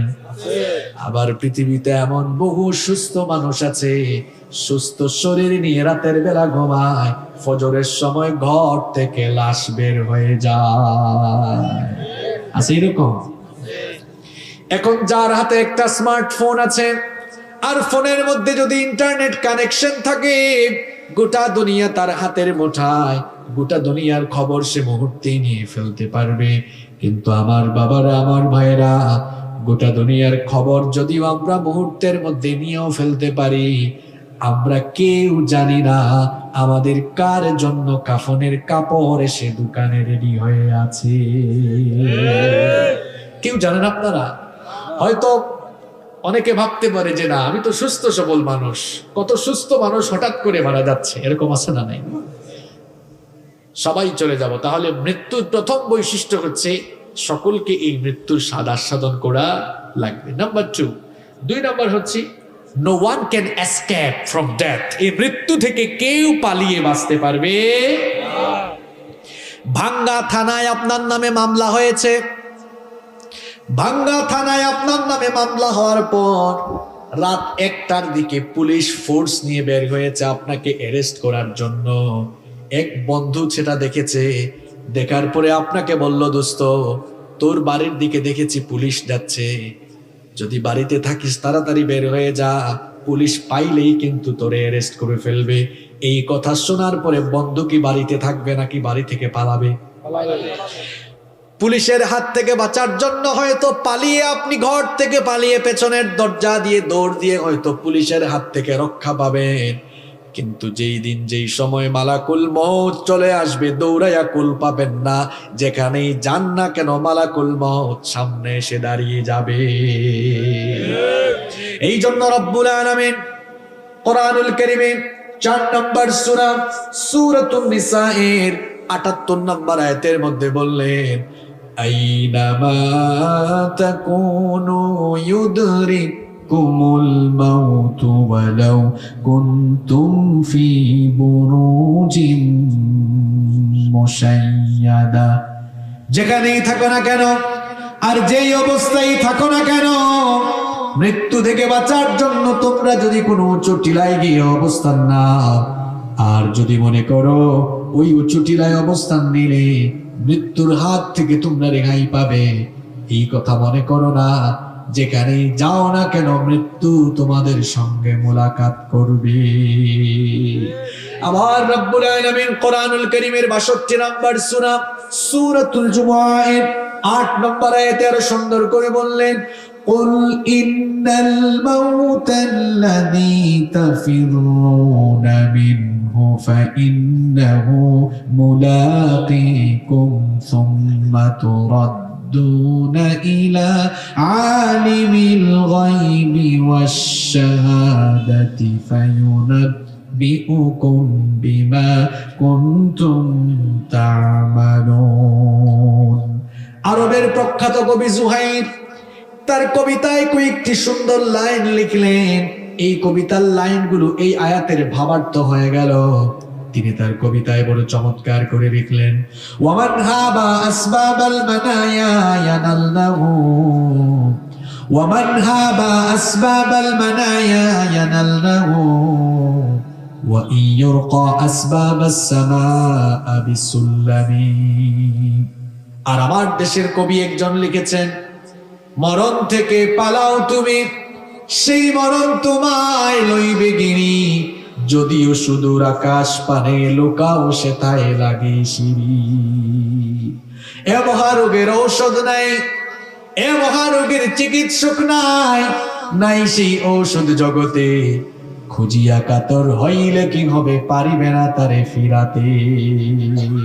আচ্ছা, মৃত্যুর কি কোনো ট্যাবলেট আছে, কোনো ক্যাপসুল আছে, কোনো সিরাপ আছে? থাকলে সব ঔষধ বাদ দিয়ে মানুষ ওইটা খেয়ে ফেলতো যেন না মরে। কারণ মানুষ বাঁচার জন্য কত কিছু করে। মৃত্যু থেকে আপনি পালিয়ে বাঁচতে পারবেন না। একটা ঘটনা আমার মনে পড়েছে, বলবো। সুলাইমান আলাইহিস সালামের নাম শুনেছেন তো আপনারা? হ্যাঁ, তিনি কে ছিলেন? একজন নবী ছিলেন, বাবাও নবী, ছেলেও নবী। বাবার নাম কি, কে বলতে পারবেন? মাশাআল্লাহ, দাউদ আলাইহিস সালাম। সাইয়েদনা সুলাইমান আলাইহিস সালাম, রব্বুল আলামিন তাকে একদিকে নবুয়ত দিয়েছিলেন, অন্যদিকে তাকে পৃথিবীর বাদশাহী দান করেছিলেন। তিনি কেবলমাত্র মানুষ নয়, জিনদেরকেও তিনি শাসন করেছেন। আর আল্লাহ তাআলা তাকে এমন মুজিজা দিয়েছেন, মাত্র 13 বছর বয়সে তিনি তার বাবার রেখে যাওয়া সিংহাসনে আরোহণ করে গোটা পৃথিবী তিনি শাসন করেছেন। আর রব্বুল আলামিন তাকে এমন মুজিজা দিলেন, তিনি যখন সকালবেলা ভোরবেলা তার সিংহাসনে আরোহণ করতেন, বিনা ইঞ্জিনে বাতাসের মাধ্যমে 1 মাসের পথ তিনি চলে যেতেন। আবার যখন বিকেল বেলা সন্ধ্যা বেলা তার সিংহাসনে আরোহণ করতেন, বিনা ইঞ্জিনে বাতাসের মাধ্যমে 1 মাসের পথ আবার ফিরে আসতেন। পিপিলিকার ভাষা বুঝতেন, পাখির ভাষা বুঝতেন। এই মুজিজা তাকে দিয়েছেন কে? আল্লাহ। সুলাইমান আলাইহিস সালামের কাহিনী শুনুন। সুলাইমান আলাইহিস সালামের একজন সিনিয়র মন্ত্রী ছিল। তিনি তার মন্ত্রীকে নিয়ে বসে আছেন। এমন সময়ে মালাকুল মউত মানুষের বেশ ধরে সাইয়েদনা সুলাইমান আলাইহিস সালামের কাছে আসলেন। সাইয়েদনা সুলাইমান আলাইহিস সালামের সাথে কথোপকথন শেষ করে তিনি যখন চলে যাচ্ছিলেন, ওই মন্ত্রীর দিকে একটু করে তাকালেন। মন্ত্রী ভয়ে ভীত বিহ্বল হয়ে গেল। মালাকুল মউত চলে যাওয়ার পরে মন্ত্রী বলল, ওগো আল্লাহর নবী সুলাইমান, কিছুক্ষণ আগে আপনার কাছে যে লোকটি এসেছিলেন তাকে তো চিনলাম না, জীবনে কোনোদিন তাকে দেখি নাই। এই লোকটার পরিচয় একটু বলেন। সুলাইমান আলাইহিস সালাম তার মন্ত্রীকে বললেন, ও আমার মন্ত্রী শোনো, ইনি কোনো সাধারণ মানুষ না, মানুষের বেশ ধরে মালাকুল মউত আমার কাছে এসেছিলেন। এই কথা শোনা মাত্রই মন্ত্রীর কলিজা আরো কেঁপে উঠল। সে তখন বলল, গো আল্লাহর নবী সুলাইমান, এই জন্য তো লোকটা যাওয়ার সময় আমার দিকে এমন ভাবে তাকিয়েছিল, আমার পুরো কলিজা কেঁপে উঠেছিল। তার তাকানোর ভাব দেখে আমি বড় ভীত সন্তুষ্ট হয়ে গিয়েছিলাম। গো আল্লাহর নবী সুলাইমান, আল্লাহ তাআলা তো আপনাকে মুজিজা দিয়েছেন, বাতাসকে আপনার আদেশের অনুগত করে দিয়েছেন। আপনি বাতাসকে হুকুম করেন, বাতাস যেন আমাকে এখান থেকে নিয়ে হিন্দুস্তানের একটা দূরবর্তী জায়গায় রেখে আসে। সাইয়েদনা সুলাইমান আলাইহিস সালাম তার মন্ত্রীর কথা মোতাবেক বাতাসকে আদেশ করলেন, আর বাতাস তার মন্ত্রীকে নিয়ে হিন্দুস্তানের একটি দূরবর্তী জায়গায় রেখে আসলো। পরের দিন মালাকুল মউত সাইয়েদনা সুলাইমান আলাইহিস সালামের কাছে যখন আসলেন, সুলাইমান আলাইহিস সালাম প্রশ্ন করলেন, কি ব্যাপার, গতকাল তুমি যখন আমার কাছে এসেছিলে আমার মন্ত্রীর দিকে কেমন করে তাকিয়েছিলে বলো? বেচারা আমার মন্ত্রী তো বড় ভয় পেয়ে গিয়েছিল, ভীত সন্ত্রস্ত হয়ে গিয়েছিল। মালাকুল মউত তখন বললেন, ওগো আল্লাহর নবী সুলাইমান, আমি আপনার সাথে সাক্ষাৎ করে কথাবার্তা শেষ করে যখন চলে যাচ্ছিলাম, লোকটার দিকে যখন তাকালাম রীতিমতো আমি অবাক হয়ে গেলাম। কারণ আপনার সাথে সাক্ষাৎ শেষ করার পরে আল্লাহর দেওয়া শিডিউল ছিল, এই লোকটার জান আমি কবজ করব হিন্দুস্তানের একটা জায়গা থেকে। মনে মনে চিন্তা করলাম, যে লোকটার জান এখন গিয়ে আমি হিন্দুস্তান থেকে কবজ করব, এই মুহূর্তে সে আপনার পাশে কি করে? লোকটাকে আপনার পাশে দেখে আমি বড় অবাক হয়ে গেলাম। এই জন্য তার দিকে আমি অবাক নয়নে তাকিয়েছিলাম। কিন্তু আরো অবাক হয়ে গেলাম, আমি আল্লাহর শিডিউল মোতাবেক কিছুক্ষণ পরেই যখন হিন্দুস্তানের ওই জায়গায় গেলাম, লোকটাকে আবার গিয়ে ওই জায়গাতে পেয়ে গেলাম। ব্যাপার বুঝলাম না, এত কম সময়ে লোকটা এই জায়গায় চলে আসলো কেমনে? সুলাইমান আলাইহিস সালাম পুরো ঘটনা শোনালেন। পুরো ঘটনা শুনিয়ে বললেন, আহারে মালাকুল মউত, শোনো, আমার মন্ত্রী বেচারা মৃত্যু থেকে বাঁচার জন্য হিন্দুস্তান পর্যন্ত গিয়েও তো কোনো লাভ হলো না, মরণের হাত থেকে সে রেহাই পেল না। মরণের হাত থেকে রেহাই পেয়েছে। ঘটনা কি মন দিয়ে শুনছেন আপনারা? আমি কিন্তু কোরআন হাদিসের বাইরে কোনো কিচ্ছা বলবো না, মনোযোগ দিয়ে শুনবেন, নাকি ঘুম চলে আসছে আপনাদের? তাহলে মৃত্যুর 2 নম্বর বৈশিষ্ট্য আমরা পেলাম, এই মৃত্যু থেকে কেউ পালিয়ে বাঁচতে পারবে না। মৃত্যুর কয়টা বৈশিষ্ট্য বলবো বলছিলাম? কয়টা বলছি? কয়টা? 2টা। নাম্বার 3 নাম্বার হচ্ছে no one can leave from death home. মৃত্যুর থাবা থেকে কেউ রেহাই পাবে না, এমনকি পয়গম্বরেরা পর্যন্ত মৃত্যুর থাবা থেকে রেহাই পান না। আল্লাহু আকবার। বলেন তো, এই পৃথিবীর সমস্ত মানুষের বাপের নাম কি? আর একটু জোরে বলেন। আরে ভাঙ্গার মানুষ তো চাঙ্গা হওয়ার কথা, জবাবও চাঙ্গা হবে, তাই না?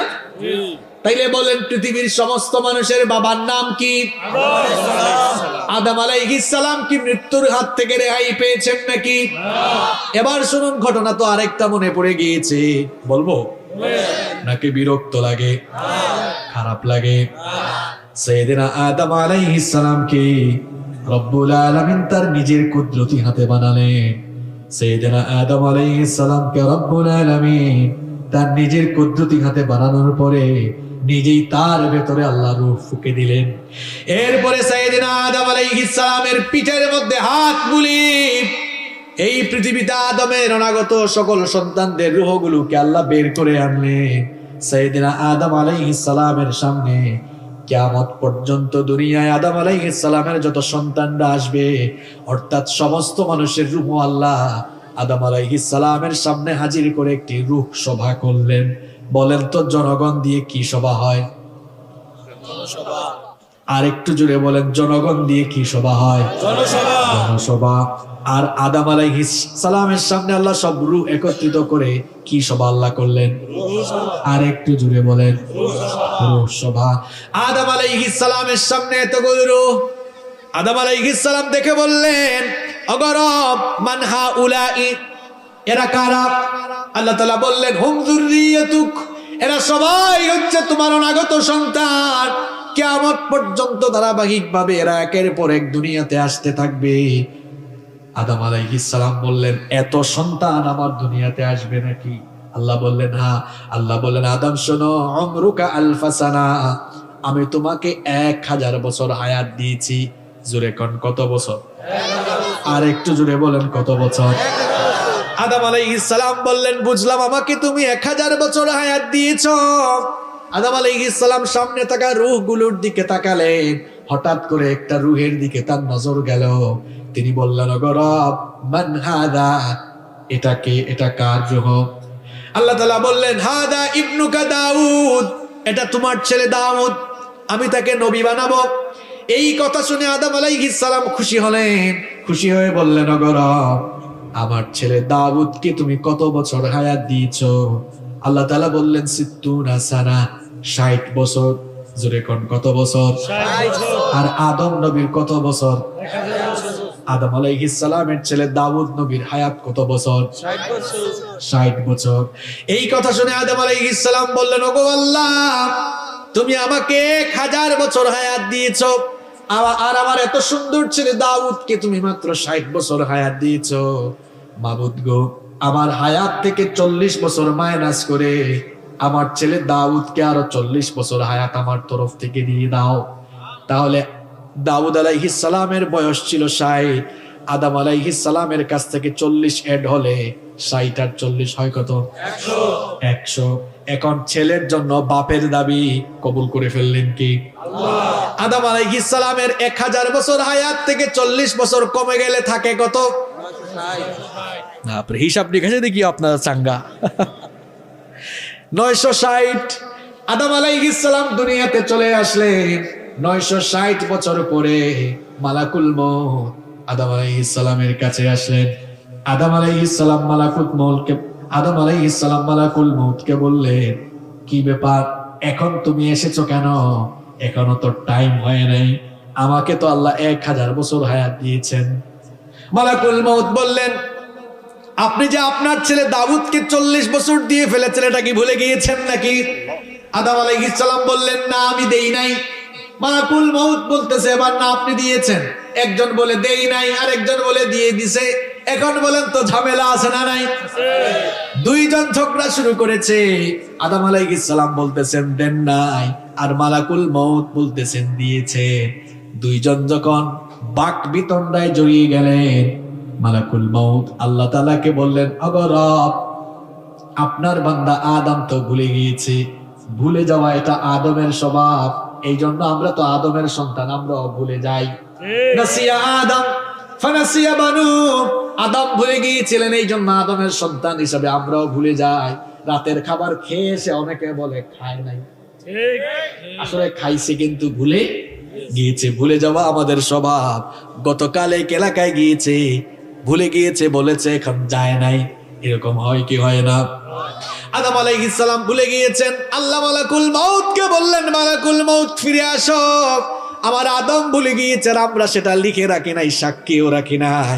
এখন থেকে লিখেও রাখা, সাক্ষী রাখার সিস্টেম চালু হলো। আদমকে আরো ৪০ বছরই দিয়ে দাও, ৪০ বছর দাও। ১০০০ বছর যখন হায়াত হলো, এরপরে কি আদম নবী থেকেছেন নাকি দুনিয়া থেকে চলে গিয়েছে? আপনি কি থাকতে পারবেন নাকি? উলুল আজমি মিনার রাসূল যারা ছিলেন, বড় বড় পয়গম্বররা পর্যন্ত মরণের হাত থেকে রেহাই পান নাই। মুসা নবীর কাহিনী মনে পড়ে গেল, বলবো? এগুলো কিন্তু আউল ফাউল কিচ্ছা না, কোরআন থেকে হাদিস থেকে আপনাদেরকে শোনাচ্ছি। বুখারী শরীফের হাদিস, বুখারী শরীফে লম্বা একটি হাদিস এসেছে। সাইয়েদনা মূসা আলাইহিস সালামের মওতের সময় যখন এসে গেল, মূসা নবী বলেন তো নরম নবী না গরম নবী?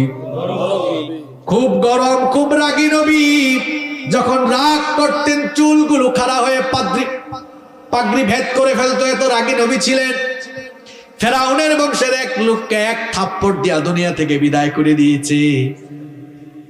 থাপ্পড়ের ওজনটা কম না বেশি?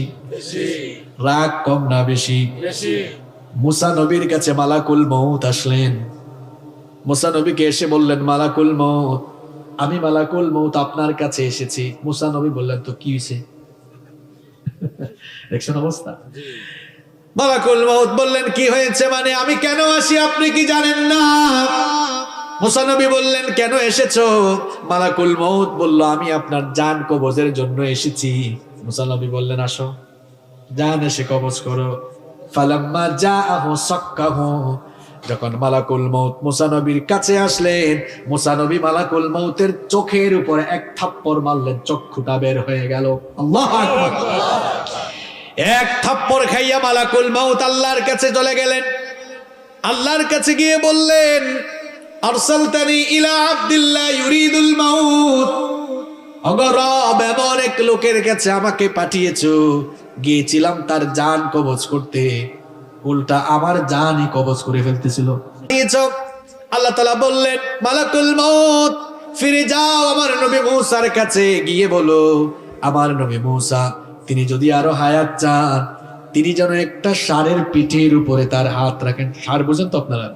একটা ষাঁড়ের পিঠের উপরে হাত যেন রাখেন, তিনি তার হাত দিয়ে যতগুলো লোম ঢাকতে পারবেন, প্রত্যেকটি লোমের বিনিময়ে আল্লাহ তাকে এক এক বছর করে হায়াত বাড়িয়ে দিবে।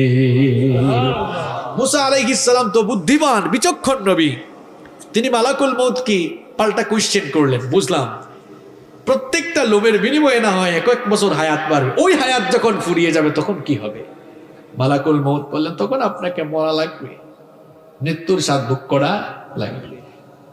তখন মুসা আলাইহিস সালাম বললেন, যেহেতু মৃত্যুর স্বাদ ভোগ করতেই হবে, সেহেতু আমি লেট করব না, আমার রূহ কবজ করে ফেলো, আমি আমার মাওলার সঙ্গে দিদার লাভ করতে চাই। সুবহানাল্লাহ। তাহলে বলেন, মৃত্যু থেকে কেউ রেহাই পেয়েছে? আপনি রেহাই পাবেন? কয় নাম্বার? 3 নাম্বার বৈশিষ্ট্য বলুন। কষ্ট হচ্ছে আপনাদের? Number 4, 4 number, the time of death is determined by Almighty Allah and it doesn't come with anyone's permission. মৃত্যুর সময়টাও নির্ধারণ ফিক্সড করে দিয়েছেন কে? আল্লাহ। ফিক্সড করে দিয়েছেন কে? আল্লাহ। মৃত্যু কারো কাছে পারমিশন নিয়ে আসে? মৃত্যুর সময়টা অবধারিত, ফিক্সড টাইম। এই টাইম যখন চলে আসবে আর আপনাকে রেহাই দেওয়া হবে না। কোরআনুল কারীমের 7 নম্বর সূরা সূরাতুল আরাফের 34 নম্বর আয়াতে রব্বুল আলামিন বললেন, ওয়ালিকুল্লি উম্মাতিন আজাল ফাইযা জাআ আজালুহুম লা ইয়াস্তাখিরুনা সাআতান ওয়ালা ইয়াস্তাকদিমুন। আল্লাহ তাআলা বলছেন, প্রত্যেকের জন্য অবকাশের একটি নির্ধারিত সময় রয়েছে। ওই সময় ফুরিয়ে যখন মানুষের মৌতের সময় চলে আসবে, তখন এক মুহূর্ত বিলম্ব করা হবে না, আবার এক মুহূর্ত সময়ও পিছিয়ে দেওয়া হবে না। যথাসময়ে মরণের স্বাদ আপনাকে ভোগ করা লাগবে। নাম্বার 5 নম্বর হচ্ছে, the place of death is determined by almighty Allah. কোন জায়গায় আপনি মারা যাবেন এটা ফিক্সড করে রেখেছেন কে? আল্লাহ। আপনার মৃত্যু ঘরের ভেতরে হতে পারে, প্যান্ডেলের ভেতরে হতে পারে, নামাজের মধ্যে হতে পারে, এমনকি কপালে খারাপি থাকলে এমনও হতে পারে টয়লেটের টাঙ্কির উপরেও মরা লাগতে। কোথায় আপনি মরবেন আপনি নিজেও জানেন না। কোরআনুল কারীমের 31 নম্বর সূরা লুকমানের 34 নম্বর আয়াতের শেষাংশে রব্বুল আলামিন বললেন, ওয়ামা তাদরি নাফসুম বিআইয়ি আরদিন তামুতু ইন্নাল্লাহা আলিমুন খাবীর। আল্লাহ তাআলা বলছেন, কেউ জানে না কোন জমিনে সে মারা যাবে, একজনই কেবল জানেন, তিনি কে? আল্লাহ। নাম্বার 6 নম্বর হচ্ছে, Almighty Allah creates the need at the place of death. যেখানে আপনার মৃত্যু হবে, যে জায়গায়, ওই জায়গায় একটা প্রয়োজন সৃষ্টি করে দেন কে? মনে করেন আপনার মৃত্যু হবে কাঁঠালবাড়ি ফেরিঘাটে, ওই জায়গাটা আপনার মৃত্যুর জায়গা। মৃত্যুর আগে দেখবেন ওই জায়গায় আপনার যাওয়ার জন্য একটা প্রয়োজন সৃষ্টি হয়ে যাবে। যদি আপনার মৃত্যুটা ফিক্স থাকে ঢাকা মেডিকেল কলেজ হাসপাতালে, এমন রোগ দিবে ভাঙ্গা কিংবা ফরিদপুরে গেলে ডাক্তাররা বলবে এখানে কাজ হবে না, ঢাকায় নিয়ে চলে যান।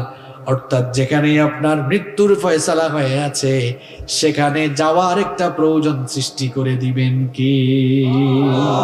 নাম্বার 7 নম্বর হচ্ছে, the decision of death is determined by Almighty Allah. মৃত্যুর ফয়সালা জমিন থেকে হয় না, আসে কোন জায়গা থেকে? আল্লাহর তরফ থেকে। এজন্য মুমিন পাক্কা ঈমানদার সে কখনো মৃত্যুকে ভয় করে না। আপনারা কি মৃত্যুকে ভয় করেন? না। মুমিন মৃত্যুকে স্মরণ করে, স্মরণ করে পরবর্তী জীবনের জন্য কাজ করে। মুমিন একজনকে ভয় করে, তিনি কে? আল্লাহ। আপনার যদি মরণের ফয়সালা আল্লাহ না করেন, বুলেট দিয়ে গুলি দিয়ে আপনার শরীরকে ঝাঁঝা করে ফেলা হবে, কিন্তু আপনার মৃত্যু হবে না। আর আপনার মৃত্যুর যদি ফয়সালা হয়ে যায়, কেউ ঠুকা না মারলো আপনি মরে যাবেন।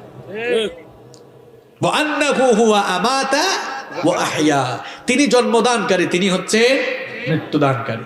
এই জন্য আল্লাহ ছাড়া কাউকে ভয় করবেন না, আল্লাহ ছাড়া কাউকে ভয় করবেন না। যে ব্যক্তি আল্লাহ ছাড়া দুনিয়ার মানুষকে ভয় করে, তামাম দুনিয়া তারে ভয় দেখায়। আর যার অন্তরে আল্লাহর ভয় আছে, তামাম দুনিয়া তার হুঙ্কারে ভয় পায়। এজন্য একজনকে ভয় করব, তিনি কে? আল্লাহ। যাদের হৃদয়ে আছে আল্লাহর ভয়, তারা কভু পথ ভুলে যায় না। আল্লাহর প্রেম ছাড়াই দুনিয়ায় কারো কাছে কোনো কিছু চায় না, কারো কাছে কোনো কিছু চায় না। আমরা একজনকে ভয় করি, তিনি কে? আল্লাহ। এবার আসুন নাম্বার 8, 8 এবং সর্বশেষ হচ্ছে there is no serial of death. মৃত্যুর কোনো সিরিয়াল নাই। আমার এখানে অনেক যুবক ভাইরা আছে, এরা মনে করে কি জানেন, আমি তো এখন তাগড়া জোয়ান, আমি এখন মরবো না, আমার চুল দাড়ি পেকে যাক, হাতে যখন লাঠি নিব, বুড়ো হব, তখন আমি মারা যাব। আমার সেই সকল যুবক ভাইদেরকে বলবো, শয়তান তার প্রতারণার জাল বিস্তার করে তার ফাঁদের ভেতরে আপনাকে আটকে রেখেছে। আপনি মনে করছেন আপনি বুড়ো হবেন, এই আশায় কিন্তু আজান হলে আপনি নামাজে যান না। অনেক যুবক আছে, এদেরকে নামাজের কথা বললে বলে আমাদের এখনো মরণের সময় আসে নাই, আমরা বুড়ো হই, চুল দাড়ি পাকুক, তারপরে নামাজ আমরা আদায় করব। আমার কলিজার টুকরা যুবক ভাইগুলোকে বলতে চাই, ভাইরে শুনে রাখো, মৃত্যুর কোনো সিরিয়াল নাই। দুনিয়াতে আসার জন্য সিরিয়াল আছে, কিন্তু যাওয়ার বেলা কোনো সিরিয়াল মেইনটেইন হয় না। যাওয়ার বেলা মাঝে মাঝে সিরিয়াল ব্রেক হয়ে যায়, দুনিয়াতে আসার বেলা সুন্দর করে সিরিয়াল মেইনটেইন হয়। যেমন প্রথমে আসেন দাদা, তারপরে বাবা, এরপরে ছেলে, তারপরে দাদার ঘরে নাতি হয়। এইরকম আসার বেলা সুন্দর সিরিয়াল মেইনটেইন হয়, কিন্তু যাওয়ার বেলা কোনো সিরিয়াল মেইনটেইন হয় না। মাঝে মাঝে এমন করুণ দৃশ্য আমরা দেখি, ছেলের লাশ বাবা কবরে নামায়, অথবা নাতির লাশ দাদা কবরে নামায়। আছে না নাই? কত জানাজার পড়েছি নামাজ, দিয়েছি কত দাফন, কত জানাজার পড়েছি নামাজ, দিয়েছি কত দাফন। কোথায় যেন আছে আমারও তৈরি সাদা কাফন, জানাজার পড়েছি নামাজ, দিয়েছি কত দাফন, কত জানাজার পড়েছি নামাজ, দিয়েছি কত দাফন। বাঁশের ঝাড় আছে এলাকায়, বাঁশের ঝাড় আছে। কোন বাতাসে কোথায় যেন দুলছে বাঁশের ঝাড়, কোন সে মাটি কোনখানে ডাকে রে বারবার। কোন বাঁশ ঝাড়ের কোন বাঁশ দিয়ে যে আপনার কবরে ছাউনি দেওয়া হবে, এই চিন্তা কি কখনো মাথায় আসে না আপনার? কোন বাতাসে কোথায় যেন দুলছে বাঁশের ঝাড়, কোন সে মাটি কোনখানে ডাকে রে বারবার। খাটিয়া বহন করে কয়জন? আরেকটু জোরে বলেন। আপনার খাটিয়া বহনকারী 4 জন মনে হয় এখানেও থাকতে পারে। কোথায় যেন বর যাত্রী আছে রে 4 জন, জানাজার পড়েছি নামাজ, দিয়েছি কত দাফন, কত জানাজার পড়েছি নামাজ, দিয়েছি কত দাফন। জানাজার টাইম, দাফনের টাইম আসবে কিনা বলেন? হ্যাঁ, এই যে কত মানুষের লাশ আপনারা দেখেন খাটিয়ায় করে নিয়ে যাচ্ছে, এরকম তো আপনার গা থেকে কাপড় চোপড় খুলে সাদা কাফন দিয়ে পেঁচিয়ে খাটিয়ায় করে কবরের দিকে আপনাকে নিয়ে যাওয়া। চোখের পলকে আপনি লাশ হয়ে যেতে পারেন।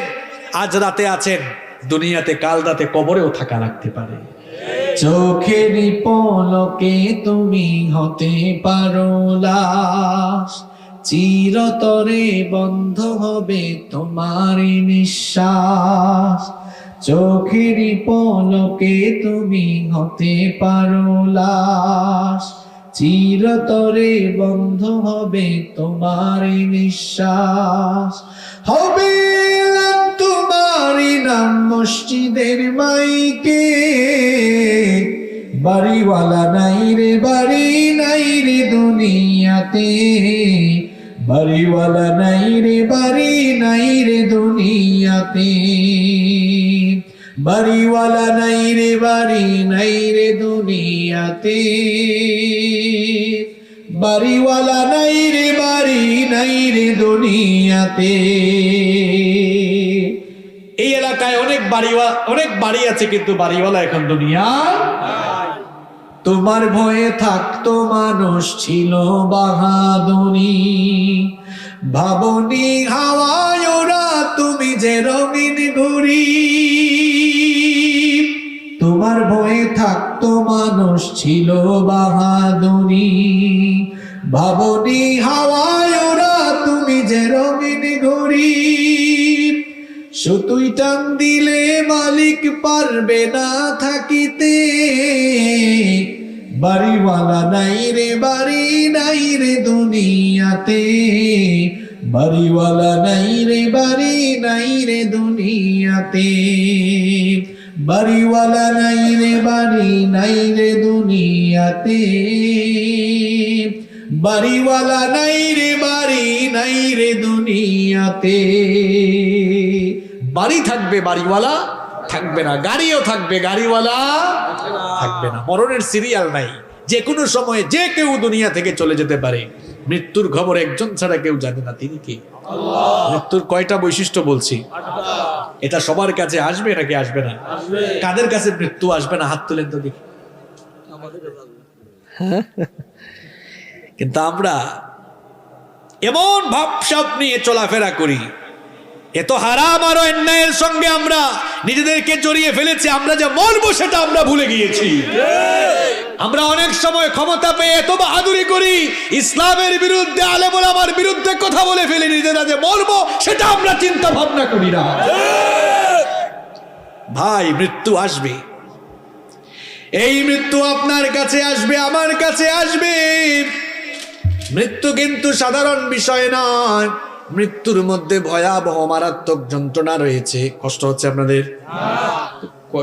কয়খান থেকে উঠে আমি শেষ করে ফেলি, 10-15 মিনিট থাকা যাবে তো ইনশাল্লাহ? থাকতে পারবেন না? জাগা মতে আসছে এখন। মৃত্যুর কথা যে বলতেছি, বিষয়টা কি এত সোজা? এবার শুনেন মৃত্যু বিষয়টা কেমন, কোরআন হাদিস থেকে আপনাদেরকে শোনাই। মৃত্যু বড় মারাত্মক বিষয়, এর মধ্যে ভয়াবহ যন্ত্রণা রয়েছে। এই যে আমাদের দেহের ভেতরে প্রাণ আছে, প্রাণটা যাবার সময়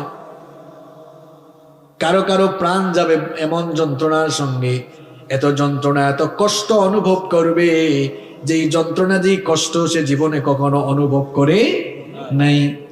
মৃত্যু যন্ত্রণা কত ভয়ঙ্কর, নবী করিম সাল্লাল্লাহু আলাইহি ওয়াসাল্লামের কয়েকজন সাহাবীদের কাছ থেকে সেটা শুনে নিন।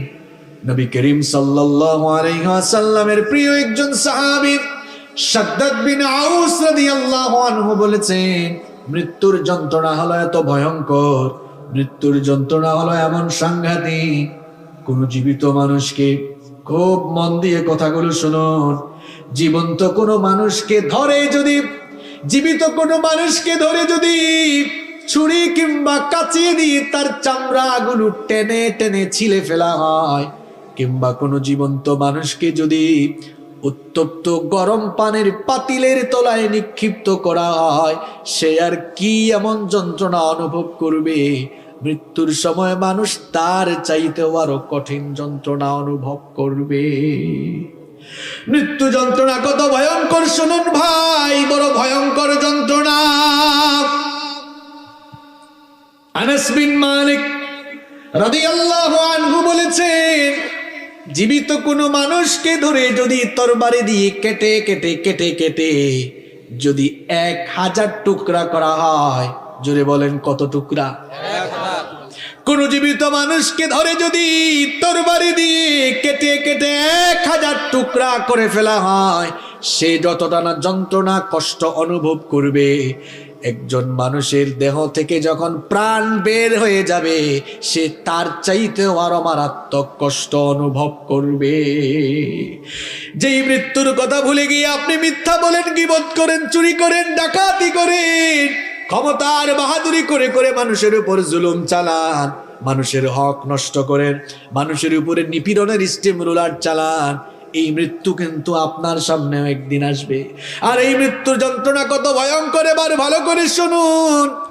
আল্লাহর নবীর সাহাবী আমর ইবনুল আস রাদিয়াল্লাহু আনহুর মৃত্যু সজ্জায় তার ছেলে তাকে জিজ্ঞেস করলেন, বাবা গো, এই সময়ে আপনার কেমন লাগছে আমাকে একটু বলেন। আমর ইবনুল আস রাদিয়াল্লাহু আনহু বলছেন, বাবারে, আমার কাছে মনে হচ্ছে দুনিয়া থেকে যাওয়ার সময় আমার চলে এসেছে। এত কষ্ট আমি অনুভব করছি, আমার কাছে মনে হচ্ছে আমার 2 কাঁধের উপরে পাহাড় দিয়ে আমাকে চেপে ধরে রাখা হয়েছে।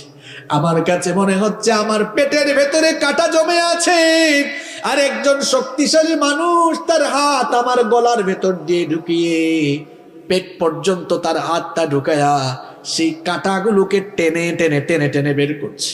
আমার কাছে মনে হচ্ছে সুই দিয়ে ছিদ্র করে করে আমার জানটা বের করা হচ্ছে। আমার কাছে মনে হচ্ছে আসমান জমিন আল্লাহ এক করে ফেলেছে, আসমান জমিনকে এক করে মাঝখানে আমাকে পিষে ফেলা হচ্ছে। এমন যন্ত্রণা, এমন কষ্ট আমার অনুভব হচ্ছে। আমার বাবারা, আমার ভাইরা, এবার শুনেন, নবী করিম সাল্লাল্লাহু আলাইহি ওয়াসাল্লামের ওফাতকালীন সময়ে তার কেমন অবস্থা হয়েছিল শুনেন। নবী করিম সাল্লাল্লাহু আলাইহি ওয়াসাল্লাম দুনিয়া থেকে যাওয়ার কিছুদিন আগে চরমভাবে অসুস্থ হয়ে গেলেন। দাঁড়াতে পারেন না, হাঁটতে পারেন না। 2 জন সাহাবীর কাঁধের উপরে ভর করে মসজিদে নববীতে গিয়েছেন। জুমার দিনে গিয়ে খুতবাও দিয়েছেন। খুতবা দিতে গিয়ে তিনি বললেন, আমার সাহাবীরা শোনো, আল্লাহ রাব্বুল আলামিন এই পৃথিবীতে তার এক বান্দাকে দুনিয়ার সমস্ত সম্পদ দিতে চেয়েছিলেন, আর সেই বান্দা দুনিয়ার সমস্ত সম্পদকে ত্যাগ করে তার মাবুদের সঙ্গে দিদার লাভকে তিনি বেশি পছন্দ করেছেন। নবীজি খুতবায় যখন এই কথা বললেন, কেউ কিছু বুঝতে না পারলেও বয়োবৃদ্ধ জ্ঞান বৃদ্ধ সাহাবী নবীজির প্রিয় বন্ধু আবু বকর রাদিয়াল্লাহু আনহু এই কথা শুনে হাউমাউ করে কান্না শুরু করে দিলেন। অন্য সাহাবীরা বললেন, কি ব্যাপার, নবীজির এই বক্তব্য শুনে আপনি তো হাউমাউ করে কাঁদছেন কেন? ব্যাপারটা তো আমরা বুঝলাম না। আসলে কেউ কিছু বুঝতে না পারলেও নবীজির প্রিয় সাহাবী আবু বকর রাদিয়াল্লাহু আনহু ঠিকই বুঝতে পেরেছিলেন, এই পৃথিবীর সমস্ত সম্পদ তো আল্লাহ নবীজিকেই দিতে চেয়েছিলেন, আর নবীজি সকল সম্পদ ত্যাগ করে তার মাবুদের সঙ্গে দিদার লাভকে পছন্দ করেছেন। এই কথার অর্থ হলো খুব শীঘ্রই নবীজি আমাদেরকে ছেড়ে চলে যাবেন, আর আমরা নবী থেকে এতিম হয়ে যাব। এটা বুঝতে পেরে সাইয়েদনা আবু বকর রাদিয়াল্লাহু আনহু হাউমাউ করে কান্না শুরু করেছেন। কেউ কিছু বুঝতে না পারলেও আবু বকর রাদিয়াল্লাহু আনহু নবীজির কথার ভাবার্থ মর্মার্থ বুঝে ফেললেন। নবীজি নামাজ শেষ করে যখন ঘরের মধ্যে গেলেন, সেই দিন মাগরিবের নামাজে নবীজি ইমামতি করেছিলেন। যেই দিন নবীজি দুনিয়া থেকে, সেই দিন মাগরিবের নামাজে নবীজি ইমামতি করেছিলেন। ঘরের মধ্যে যখন গেলেন, নবীজির জ্বরের মাত্রা আরো বেড়ে গেল। কখনো হুশ থাকে, কখনো বেহুশ হয়ে যান। এই রকম অবস্থার মধ্যে এশার আজান হয়ে গেল। এশার আজান যখন হয়ে গেল, সাহাবায়ে কিরাম মসজিদে সমবেত হয়ে নবীজির জন্যই অপেক্ষা করছেন। নবীজি আসবেন, নবীজির ইমামতিতে সাহাবীরা নামাজ আদায় করবেন। কিন্তু নবীজির অবস্থা এমন হয়ে গেল, হুশ আসলে আবার সাথে সাথে তার হুশ চলে যায়, এইরকম অবস্থা হয়ে গেল। নবীজির একবার হুশ আসলো, আম্মা জান আয়েশা রাদিয়াল্লাহু আনহাকে বললেন, ওগো আয়েশা, এখন কোন সময়? নবীজি বললেন, আয়েশা রাদিয়াল্লাহু আনহা বললেন, ওগো আল্লাহর রাসূল, এশার আযান হয়ে গিয়েছে, সাহাবায়ে কেরাম মসজিদে আপনার জন্য অপেক্ষা করছেন, আপনি যাওয়ার পরে তারা নামাজ শুরু করবেন। এই কথা শুনে নবীজি আম্মা জান আয়েশা রাদিয়াল্লাহু আনহাকে বললেন, আয়েশা গো, পানি নিয়ে আসো। আম্মা জান আয়েশা রাদিয়াল্লাহু আনহা পানি আনতে গেলেন, নবীজি বেহুশ হয়ে গেলেন। আবার যখন নবীজির হুশ আসলো, নবীজি তখন ওযু করলেন। অজুটা শেষ করে যখন দাঁড়াতে যাবেন, আবার তিনি বেহুশ হয়ে গেলেন। আবার যখন হুশ ফিরল, নবীজি পুনরায় দাঁড়ালেন, দাঁড়িয়ে চেষ্টা করলেন মসজিদে যাওয়ার জন্য, আবারও বেহুশ হয়ে গেলেন। নবীজির যখন হুশ ফিরল, নবীজি বুঝলেন তিনি আর গিয়ে মসজিদে নববীতে ইমামতি করতে পারবেন না। এটা যখন নবীজি বুঝলেন, নবীজি তখন বললেন, আমার সাহাবী আবু বকরকে বলো আমার জায়নামাজে দাঁড়িয়ে যেতে। আমার সাহাবী আবু বকরকে বলো আমার জায়নামাজে দাঁড়িয়ে ইমামতি করার জন্য। এই কথা যখন আবু বকর রাদিয়াল্লাহু আনহুর কানে চলে গেল, এবার আবু বকর রাদিয়াল্লাহু আনহু তিনি নবীজির জায়নামাজে ইমামতিতে দাঁড়িয়ে গেলেন। আবু বকর রাদিয়াল্লাহু আনহু নামাজে ইমামতি করতে গিয়ে চিৎকার করে কান্না শুরু করলেন। আর তার পেছনে সাহাবায়ে কেরাম তারাও হাউমাউ করে কান্না শুরু করলেন।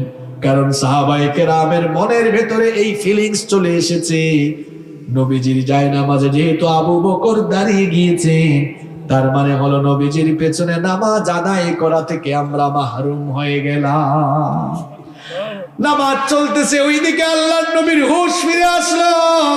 আল্লাহর নবী আম্মা জান আয়েশা রাদিয়াল্লাহু আনহাকে বললেন, আয়েশা গো, আমার সাহাবীরা কি নামাজ শুরু করেছে নাকি?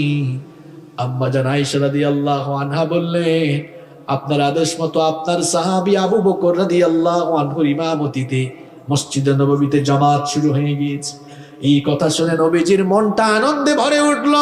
নবীজি তখন বললেন, আয়েশা গো, মসজিদে নববীর দিকের জানালাটা খুলে দাও, নামাজের দৃশ্যটা আমি নিজের চোখে মন ভরে দেখতে চাই। মসজিদে নববীর দিকের জানালাটা খুলে দেওয়া হলো। নবীজি নামাজের দৃশ্য যখন দেখলেন, সঙ্গে সঙ্গে নবীজির চক্ষু থেকে পানি বের হয়ে গেল। আম্মা জান আয়েশা রাদিয়াল্লাহু আনহা বললেন, ওগো আল্লাহর নবী, নামাজের এই দৃশ্য দেখে আপনার চোখের কোণে পানি চলে আসলো কেন? নবীজি বললেন, আয়েশা গো, শোনো, এটা কোনো দুঃখের পানি নয়, এটা হলো আনন্দের পানি। এই যে আমি দুনিয়া থেকে যাওয়ার আগে নিজের চোখে দেখলাম, আমার অনুপস্থিতিতে আমার সাহাবীরা কি সুন্দর করে দাঁড়িয়ে জামাতে নামাজ আদায় করছে। এই নামাজের পরিবেশ কিন্তু একদিনে তৈরি হয় না। আমি নবী 40 বছর বয়সে যখন দিনের তাবলীগ শুরু করলাম, দাওয়াত শুরু করার পরে বহু বাধা বিপত্তি, জুলুম নির্যাতন আসলো। এই বাধা বিপত্তি, ষড়যন্ত্র চক্রান্ত, জুলুম নির্যাতনের মোকাবেলা করে করে বহু কষ্টে এই পরিবেশটা কিন্তু তৈরি হয়েছে। এই পরিবেশ তৈরির জন্য তায়েফের ময়দানে আমার দান্দান শহীদ হয়েছে, তায়েফের ময়দানে আমি রক্তাক্ত হয়েছি, উহুদের ময়দানে দান্দান মুবারক শহীদ হয়েছে। আমার অসংখ্য সাহাবীদের ত্যাগ আর কুরবানির বিনিময়ে এই সুন্দর পরিবেশ তৈরি হয়েছে।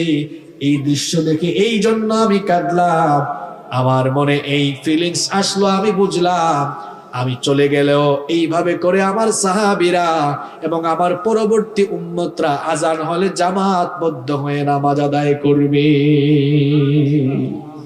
সুবহানাল্লাহ তো কইলেন, আজানের নামাজে যান তো আপনারা। যেদিন সোমবার নবীজি দুনিয়া থেকে চলে যান, নবীজির জ্বরের মাত্রা আরো বেড়ে গেল। আম্মা জান আয়েশা রাদিয়াল্লাহু আনহাকে নবীজি বললেন, আয়েশা গো, একটা পাত্রের মধ্যে পানি নিয়ে আসো। আম্মা জান আয়েশা রাদিয়াল্লাহু আনহা একটা পাত্রের মধ্যে পানি নিয়ে আসলেন। নবীজি সেই পাত্রের মধ্যে হাত চুবালেন। পানিতে হাত চুবানোর পরে তার হাতটা ললাট দেশে কপালের মধ্যে তিনি কপাল এবং মুখের মধ্যে তিনি মুছলেন, আর তিনি বলতে লাগলেন, আল্লাহুম্মা আইন্নি আলা গামারাতিল মাউতি ওয়া সাকরাতিল মাউত। নবীজি বললেন, আল্লাহুম্মা আইন্নি আলা গামারাতিল মাউতি ওয়া সাকরাতিল মাউত, ইন্না লিল মাউতি লাসাকরাত। নবীজি বললেন, ওগো আল্লাহ, মৃত্যু যন্ত্রণা থেকে আমি পানাহ চাই, কারণ নিশ্চয়ই মৃত্যুর মধ্যে এক ভয়াবহ যন্ত্রণা রয়েছে। আমার ভাইরা, এই মৃত্যু আমাদের সামনে আসবে কিনা বলেন? সবাই বলেন, আসবে কিনা? কষ্ট হচ্ছে আপনাদের? আমি শেষ পয়েন্টটা বলে আলোচনা শেষ করব। মৃত্যুর যন্ত্রণা সাধারণত 3 ধরনের হয়। কয় ধরনের হয়? কয় ধরনের? সবাই তো আমরা বলবো, কে কিভাবে দুনিয়া থেকে যাবে আমরা কেউ জানি না, তবে মৃত্যুর যন্ত্রণার 3টা ধরন আছে। এই 3 পদ্ধতিতেই সবাই দুনিয়া থেকে যাবে। 3 পদ্ধতিতে সবাই দুনিয়া থেকে যাবে। 1 নাম্বার, নাফরমান, পাপিষ্ঠ, বেঈমান, এদের মৃত্যুকালীন সময়ে যন্ত্রণা একরকম হবে। 2 নাম্বার, ইমানদার, নেককার, নামাজি, আল্লাহওয়ালা, দিনদার মানুষের মৃত্যু যন্ত্রণা আরেক রকম হবে। 3 নাম্বার, শহীদ যারা, তাদের মৃত্যু যন্ত্রণা আরেক রকম। কয় রকম বললাম? প্রথমেই শুনেন, পাপিষ্ঠ যারা, গুনাহগার যারা, জাহান্নামী যারা, মৃত্যুকালীন সময়ে তাদের অবস্থা কেমন হবে? হাদিস শরীফের মধ্যে নবীজি সব বলে গিয়েছেন। আজান হয়ে গেলে কিছু মানুষ নামাজে যায় না, এরকম আছে না নাই? নামাজের খবর নাই, সারাদিন মিথ্যা বলে বলে জবানটা নাপাক করে ফেলেছে। গীবত করতে করতে, চুগলখুরি করতে করতে নিজের জবানটাকে নাপাক করে ফেলেছে। সুদ খেতে খেতে নিজের জীবনকে নষ্ট করে ফেলেছে, আছে না নাই? অনেক জায়গায় গেলে বলে, হুজুর সুদের ওয়াজ করেন। আমি বলি, সুদের আবার কি ওয়াজ? একটা হাদিসই তো হেদায়েতের জন্য যথেষ্ট। নবীজি বলেছেন, সুদের 70টিরও বেশি গুনাহ আছে, তার মধ্যে সর্বনিম্ন গুনাহ হলো নিজের মায়ের সঙ্গে জেনা করা। এর ওয়াজ তার জন্য। এই রকম অন্যায় করতে করতে, পাপ করতে করতে নিজেদের জীবনটাকে যারা বরবাদ করে ফেলেছে, মৃত্যু তো সবার কাছেই আসবে, নাকি আসবে না? এই লোকগুলোর যখন মৃত্যুর সময় চলে আসবে, মালাকুল মউত জাহান্নাম থেকে একদল ফেরেশতা নিয়ে তার কাছে আগমন করবেন। তার কাছে আগমন করে মালাকুল মউত বলবেন, ইয়া আইয়াতুহান নাফসুল খাবিথা, হে অপবিত্র আত্মা, পাপিষ্ঠ আত্মা, উখরুজি ইলা সাখাতিন মিনাল্লাহি ওয়া গযব, আল্লাহর অসন্তুষ্টি আর আল্লাহর গজবের উদ্দেশ্যে বের হয়ে আসো। এই কথা বলার পর ফাতাফাররাকা ফি জাসাদি, ওই গুনাহগার পাপিষ্ঠ জাহান্নামে লোকটার শরীরটা চূর্ণ বিচূর্ণ হয়ে যেতে থাকবে। মালাকুল মউতকে যখন পাপিষ্ঠগুলো মালাকুল মউতের ভয়ঙ্কর চেহারা যখন দেখবে, চক্ষুগুলো মোটা হয়ে যাবে। দেখবেন কিছু মানুষ যখন মারা যায়, চক্ষুগুলো কেমন মোটা করে ফেলে। মালাকুল মউত যখন ভয়ঙ্কর চেহারা নিয়ে তার সামনে আসবেন, পুরো শরীরে কম্পন শুরু হয়ে যাবে, পুরো শরীরটা নড়ে চড়ে উঠবে, চূর্ণ বিচূর্ণ হয়ে যেতে থাকবে। মালাকুল মউত তার রুহটা কবজের জন্য যখন পায়ের কাছে গিয়ে চাপ মারবেন, লোকটার এমন যন্ত্রণা কষ্ট অনুভব হবে, সারা দুনিয়ার সমস্ত পাহাড় দিয়ে তাকে চাপলেও এত কষ্ট তার লাগবে না। মালাকুল মউত তাকে এমন ভাবে কষ্ট দেওয়া শুরু করবে, কষ্ট আর কষ্ট। সেদিন বুঝবে লোকটা কষ্ট কারে কয়, যন্ত্রণা কাকে বলে, যন্ত্রণা কত প্রকার, কি কি, ওই দিন লোকটা হারে হারে টের পাবে। এমন ভাবে কষ্ট দেওয়া হবে, ওই যে আগের হাদিসগুলো বলে আসলাম, কোন জীবিত মানুষগুলোকে যদি ধরে চাকু দিয়ে কিংবা ছুরি দিয়ে চামড়াগুলো টেনে টেনে ছিলে ফেলা হয়, তার আর কি যন্ত্রণা লাগবে। এই লোকটা মৌতের সময় তার চাইতে বেশি কষ্ট পাবে। এই রকম কষ্ট দিয়ে দিয়ে মালাকুল মউত তার প্রাণ কবজ করা শুরু করবে। যখন পায়ের মধ্যে চাপ মারবে, রুহ গিয়ে চামড়ার নিচে লুকাবে। মালাকুল মউত যখন চামড়ার নিচে চাপ মারবে, মালাকুল মউত যখন চামড়ার নিচে চাপ মারবে, রুহ গিয়ে এবার লোমের নিচে লুকাবে। এই রকম কষ্ট দিয়ে দিয়ে দিয়ে দিয়ে লোকটার প্রাণ যখন একেবারে গলা পর্যন্ত চলে আসবে, লোকটা বুঝতে পারবে আমার দুনিয়া থেকে যাওয়ার সময় চলে এসেছে। নিজের হাত পাশে নিজেই ছেড়ে দিবে, মৃত্যুর জন্য প্রস্তুত হয়ে যাবে। এই লোকটা যখন এই লোকটার রূহ যখন মালাকুল মউত কবজ করে ফেলবেন, ওই যে জাহান্নামের একদল বাহিনী নিয়ে এসেছিলেন, জাহান্নামের ফেরেশতাদের বাহিনী এবার ওই লোকটার রূহটাকে জাহান্নামের দুর্গন্ধযুক্ত কাপড়ের মধ্যে মুড়ায় ফেলবে। যখন তারা রওনা হবে, লোকটার আত্মা থেকে এমন নিকৃষ্ট দুর্গন্ধ বের হবে, এমন নিকৃষ্ট দুর্গন্ধ বের হবে। এই নিকৃষ্ট দুর্গন্ধযুক্ত আত্মা নিয়ে যখন তারা প্রথম আসমানে যাবে, প্রথম আসমানের দরজা খোলার জন্য অনুমতি চাওয়া হবে।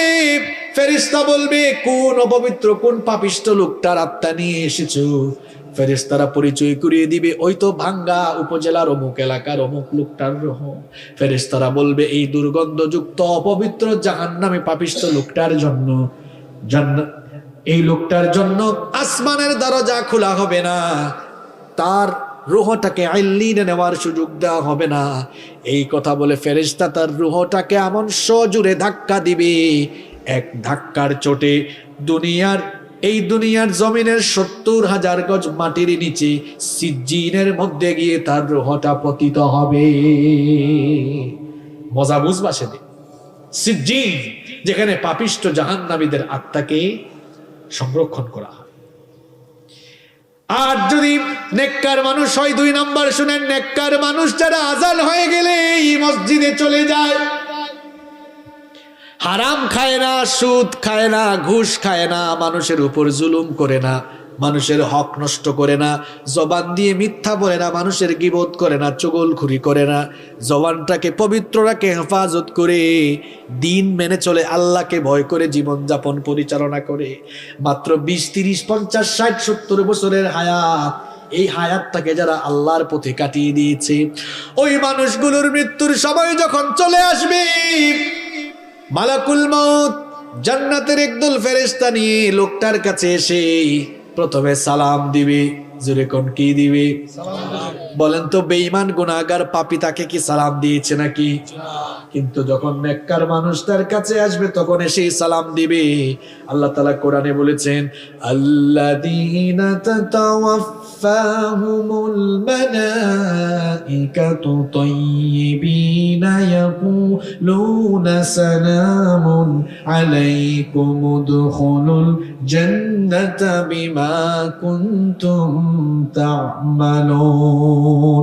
কোরআনুল কারীমের 16 নম্বর সূরা সূরাতুন নাহলের 32 নম্বর আয়াতে আল্লাহ তাআলা বললেন, ওই সকল পবিত্র লোকদের মৃত্যুর সময় ফেরেশতা এসে সালাম দিয়ে বলবে, আল্লাহর বান্দা, তোমার উপরে সালাম, তোমার জন্য সালাম, তোমার প্রতি সালাম দিলাম, আল্লাহর জান্নাতে দাখিল হওয়ার জন্য তুমি প্রস্তুতি গ্রহণ করো।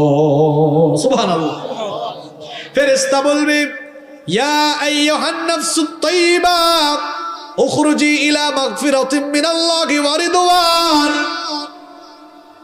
হে পবিত্র আত্মা, আল্লাহর সন্তুষ্টি আর ক্ষমার উদ্দেশ্যে তুমি বের হয়ে আসো। এই কথা বলে ফেরেশতা যখন তার রূহ কবজ করা শুরু করবে, নেককার দিনদার মানুষগুলোর রূহ যখন কবজ করা হবে, মৃত্যুর যন্ত্রণা তাদের আর ফিল হবে না। ব্যাপারটির উদাহরণ আমি এইভাবে দিচ্ছি, দেখবেন ছোট্ট বাচ্চারা ক্ষুধা পেলে কি করে? আপনাদের এলাকায় হাসে নাকি? ছোট্ট বাচ্চারা ক্ষুধা পেলে কি করে? কান্না করে। কান্না করার পর মা যখন সন্তানকে কুলে নিয়ে দুধ খাওয়ায়, দুধ পান করায়, বাচ্চা তখন কি কান্না করে নাকি? বাচ্চা তখন কান্না বন্ধ করে দুধ পান করে করে আরাম করে ঘুমিয়ে যায়। নেককার দিনদার আল্লাহওয়ালা মানুষ যারা, এদের মৃত্যুর সময় অবস্থা এমন হবে, এক শিশু মায়ের কোলে দুধ পান করে যেমন আরাম করে ঘুমিয়ে যায়, ঠিক তেমনি ভাবে আল্লাহওয়ালা দিনদার মানুষগুলোর মৃত্যুর সময় ফেরেশতা এসে যখন জান্নাতের দৃশ্য তুলে ধরবে, জান্নাতের দৃশ্য দেখতে দেখতে দেখতে দেখতে আরাম করে সে ঘুমায়া যাবে। আল্লাহ এমন মৃত্যু আমাদেরকে নসিব করে দিও। আরো আসতে বলে না আমিন।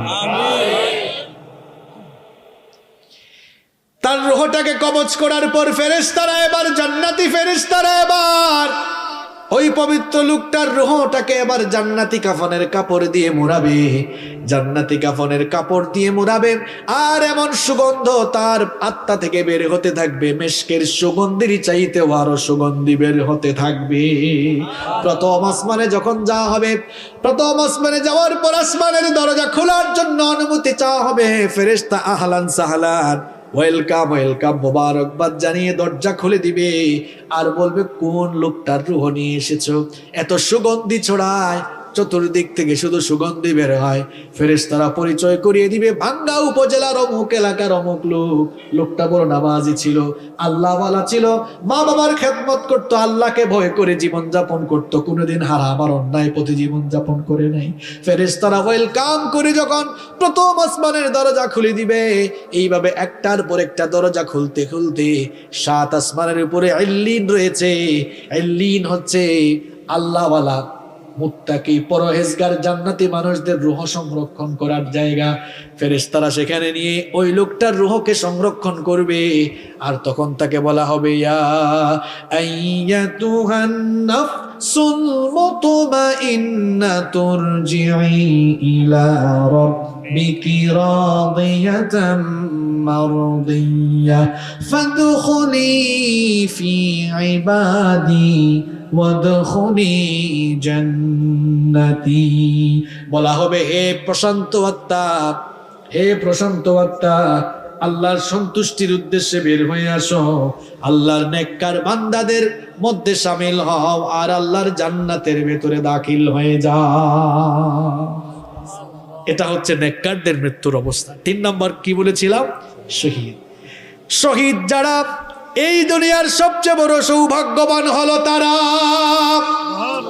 কারণ দুনিয়ায় যত প্রকারের মৌত রয়েছে, যত প্রকারের মৃত্যু রয়েছে, সর্বশ্রেষ্ঠ মৃত্যু হলো শাহাদাতের মৃত্যু। কারণ সকল মৃত্যুর পরেই হিসাব নিকাশ আছে, বিচার আছে, আর শাহাদাতের মৃত্যুর পরে কোনো হিসাব নাই, বিচার নাই। বিনা হিসাবে বিনা বিচারে আল্লাহ শহীদদেরকে জান্নাত দান করে দিবে।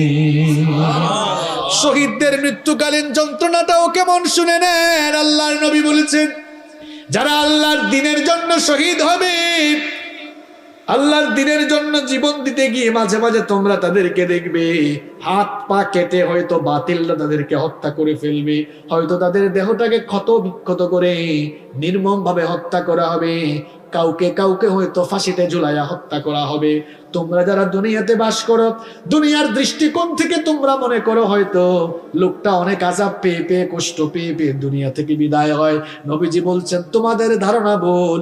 হাতের মধ্যে চিমটি কাটলে মানুষ যেমন সামান্য ব্যথা পায়, ঠিক তেমনি ভাবে শহীদ যখন দুনিয়া থেকে যায়, তার চাইতেও আরো কম ব্যথা পেয়ে দুনিয়া থেকে চলে যায়। আর শহীদদেরকে আল্লাহ এমন মর্যাদা দিয়েছেন, আমি তো আগেই বললাম, শহীদদের কাছ থেকে আল্লাহ হিসাব করবেন না, বিচারও চাইবেন না। বিনা হিসাবে বিনা বিচারে আল্লাহ তাদেরকে জান্নাত দিবেন। শহীদি মৃত্যুটা হচ্ছে একটা পুল বা সাঁকোর মতো। এখানে আসার সময় একটা সাঁকো দেখে আসলাম, পুল দেখে ব্রিজ পর্যন্ত। আপনারা ব্রিজের কাজ হলো এক পাশের রাস্তা এক সাইডের সাথে আরেক সাইডের জুলা লাগানো।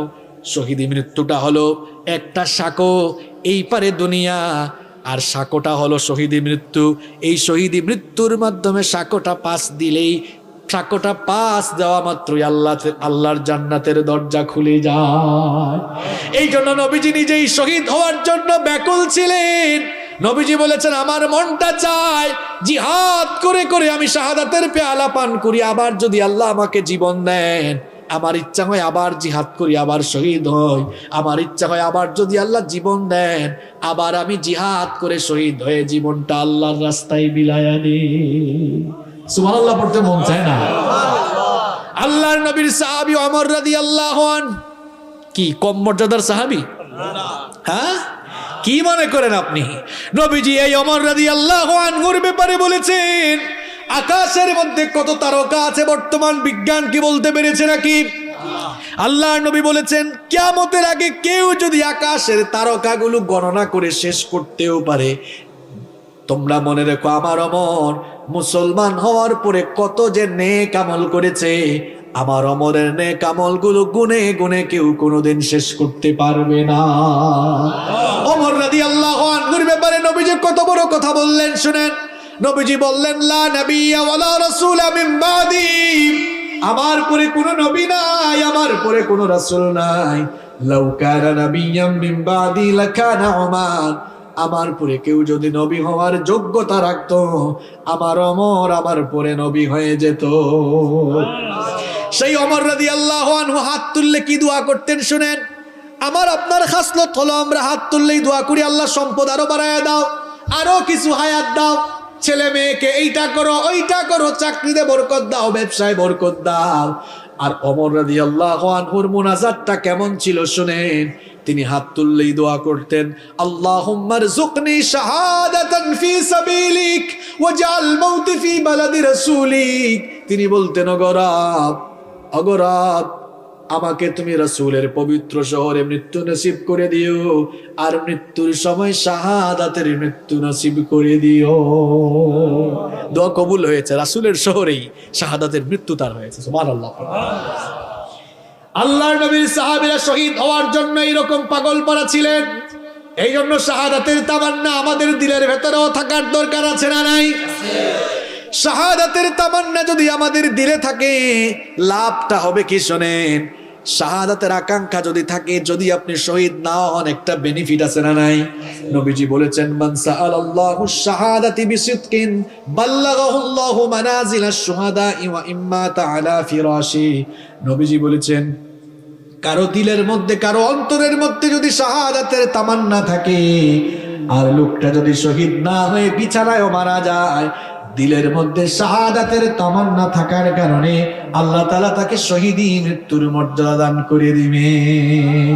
মরতেই হবে যখন শহীদি মরণ দিও আমাকে, শাহাদাত জানি শুধুই জীবন, সে জীবন দিও আমাকে। মরতেই হবে যখন শহীদি মরণ দিও আমাকে, আমাকে শহীদ করে সেই মিছিলে শামিল করে নিও, যেই মিছিলের নেতা আমির হামজা খুবাইব খাব্বাব আল্লাহর ছিল যারা অতি প্রিয়, শহীদ করে নিও। বলেন আমিন। যারা আল্লাহর রাস্তায় মারা যায় আল্লাহ বলছেন তারা মরে না, তারা জীবিত। সুবহানাল্লাহ পড়েন। আল্লাহর পথে যারা জীবন দিল তাদেরকে মৃত বলো না, কোরআনের পথে যারা শহীদ হলো তাদেরকে মৃত বলো না। ওরা তো চায়নি কো আয়েশি জীবন, চায়নি কো তারা জুলুম শোষণ। আল্লাহরে পৃথিবীতে তারা, আল্লাহরে পৃথিবীতে তারা চেয়েছিল আল্লাহর শাসন, তাদেরকে মৃত বলো না। অন্যায় আর মিথ্যার সাথে আপোষ করেনি তারা কোনো মতে, লাল তাজা খুন ঢেলে দিয়ে গেছে এই নগরী এই রাজপথে। মৃত্যু তাদের কাছে নয় তো মৃত্যু আরেক নাম নবজীবনে। হে খোদা মৃত্যুর এই বাসনা, হে খোদা মৃত্যুর এই বাসনা দাও অন্তরে সব মুমিনের, তাদেরকে মৃত বলো না। আল্লাহর পথে যারা জীবন দিল তাদেরকে মৃত বলো না। নিষেধ করেছেন কি? নিষেধ করেছেন কে? এই মৃত্যু আমাদের কাছে আসবে না? মৃত্যুর বৈশিষ্ট্য আর মৃত্যু যন্ত্রণার ধরন বললাম। সর্বশেষ যে কথাটি বলতে চাই, আল্লাহর নবীকে প্রশ্ন করা হয়েছিল, মান আকিয়াসুন নাস ওয়া আহজাবুন নাস। নবীকে প্রশ্ন করা হলো, নবী গো সবচেয়ে চালাক আর বুদ্ধিমান কে? এই প্রশ্ন আপনাদেরকে করলে ভাঙ্গার মানুষ তো চাঙ্গা জবাব দিবে, হুজুর কম বয়সে যারা মাল কামাইছে, জায়গা সম্পদ বাড়ি গাড়ি করে ফেলছে, এরাই চালাক। এই উত্তর কি সঠিক? আপনি না হয় একটা বাড়ি বানিয়েছেন, একটা বাড়ি করতে করতে মানুষের 40-50 বছর সময় লেগে যায়। ধরলাম 60 বছর বাঁচবেন, 50 বছর লাগলো বাড়ি করতে, থাকবেন আর কয়দিন? কথা কন না কেন? এই 10 বছরে তো আরামে থাকার জন্য এত হারামখুরি করে যাচ্ছেন, আর কবরে কত হাজার কোটি বছর থাকবেন আপনি জানেন না। কবরের বাড়ি কি ভালো করে তৈরি করেছেন? নিজের বিবেককে প্রশ্ন করুন। আমি এমন বহু মানুষ দেখেছি, বাড়ি বানাচ্ছে বাড়িটা শেষ আর কয়েকদিন পর উঠে যাবে, ওই সময় মরে গেছে। আছে? আল্লাহ নবীকে জিজ্ঞেস করা হলো সবচেয়ে চালাক আর বুদ্ধিমান কে? নবীজি কি জবাব দিলেন দেখেন, আকসারুহুম যিকরাল লিল মাউত ওয়া আকসারুহুম ইসতি'দাদাল লিল মাউত। নবীজি বললেন, মানুষের মধ্যে সবচেয়ে চালাক আর বুদ্ধিমান হলো সে ব্যক্তি যে বেশি বেশি মৃত্যুর কথা স্মরণ করে মৃত্যুর জন্য প্রস্তুতি গ্রহণ করে। সুবহানাল্লাহ। মৃত্যু পরবর্তী জীবনটাকে সুন্দর করার জন্য মৃত্যুর প্রস্তুতি গ্রহণ করে অন্যায় ছেড়ে দেন, অপকর্ম ছেড়ে দেন, আজান হলে নামাজে যান। আপনার তো দিনটা শুরু হয় শয়তানের গোলামি দিয়ে। নামাজ আদায় করলে খুশি হন কে? আল্লাহ। নামাজ চাললে খুশি হয় কে? কিরে ভাই, ফজরের নামাজ ছাইরা দিয়া আপনি কারে খুশি করে দিনটা শুরু করছেন? ফজরের নামাজে গেলে খুশি হন কে? আল্লাহ। গোলামি হয় কার? আল্লাহ। আর নামাজে না গেলে গোলামিটা হয় কার? তো আপনি কার গোলামি দিয়া দিন শুরু করেছে? আরা সুরাতে মাইন্ডসেট জাত হলেও আপনি হচ্ছেন আসলে শয়তানের খাস গোলাম। নিজেকে আল্লাহর গোলাম বানান, আল্লাহর গোলাম বানান নিজেকে। 5 ওয়াক্তের নামাজ ছেড়ে দিয়ে শয়তানের গোলামি করে আল্লাহর গোলাম পরিচয় দিতে আপনার কি একটু লজ্জা শরম লাগে না মিয়া? আগে নামাজ ঠিক করেন। সালাত ইজ দ্য কি অফ সাকসেস, সালাত ইজ দ্য কি অফ প্যারাডাইস। নামাজ সফলতার চাবি, নামাজ জান্নাতের চাবি।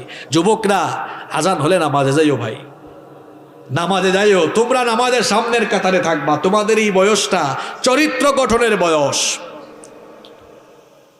আল্লাহ নবী বলেছেন, হাসরের মাঠে যখন আরশের ছায়া ছাড়া কোনো ছায়া থাকবে না, 7 শ্রেণীর মানুষকে আরশের ছায়ায় জায়গা দেওয়া হবে। তার মধ্যে এক শ্রেণী হচ্ছে ও শাবুন নাশাআ ফি ইবাদাতিল্লাহ। ওই যুবক যারা যৌবনকাল আল্লাহর ইবাদতে কাটিয়েছে, যুবকগুলোকে ডেকে ডেকে আল্লাহ আরশের ছায়ার নিচে জায়গা দিবেন। সুবহানাল্লাহ।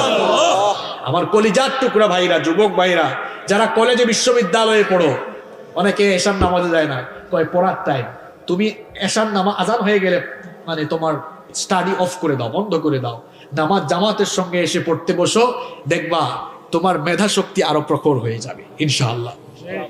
নামাজে যাইও। আর আমার বাবাদেরকে বলবো, অনেক বাবারা আছে আজানের সময় বিড়ি টানে, ফু দেয়, ফুতে দেখে এটা কত দূর উপরে উঠছে। আছে এরকম? বাবারে, আজান হইলে নামাজে যাইয়েন। এই যে বিড়ি টানতেছেন, বিড়ি টানার মধ্যে মরে গেলে কি হবে? হ্যাঁ, আপনি আপনার মৌতের খবর জানেন? শোনেন, গতকাল রাতে দুনিয়ায় বহু মানুষ জিন্দা ছিল, আজ রাত তাদের কবরে প্রথম রাত হয়েছে। আগামীকাল আপনার কবরে প্রথম রাত হতে পারে। এই চিন্তা কেন আপনার মাথায় আসে না? কালকে মিটিং এর ডেট দিয়ে রাখছেন, এই আজকে ওয়াজ শুনে যাওয়ার সময় আপনার মৃত্যু হইতে পারে। এরকম বহু জায়গায় হয় না? ওয়াজ শুনে যাওয়ার সময় বক্তা মরে গেছে, শ্রোতা মরে গেছে, থাকবেন না দুনিয়াতে আপনি।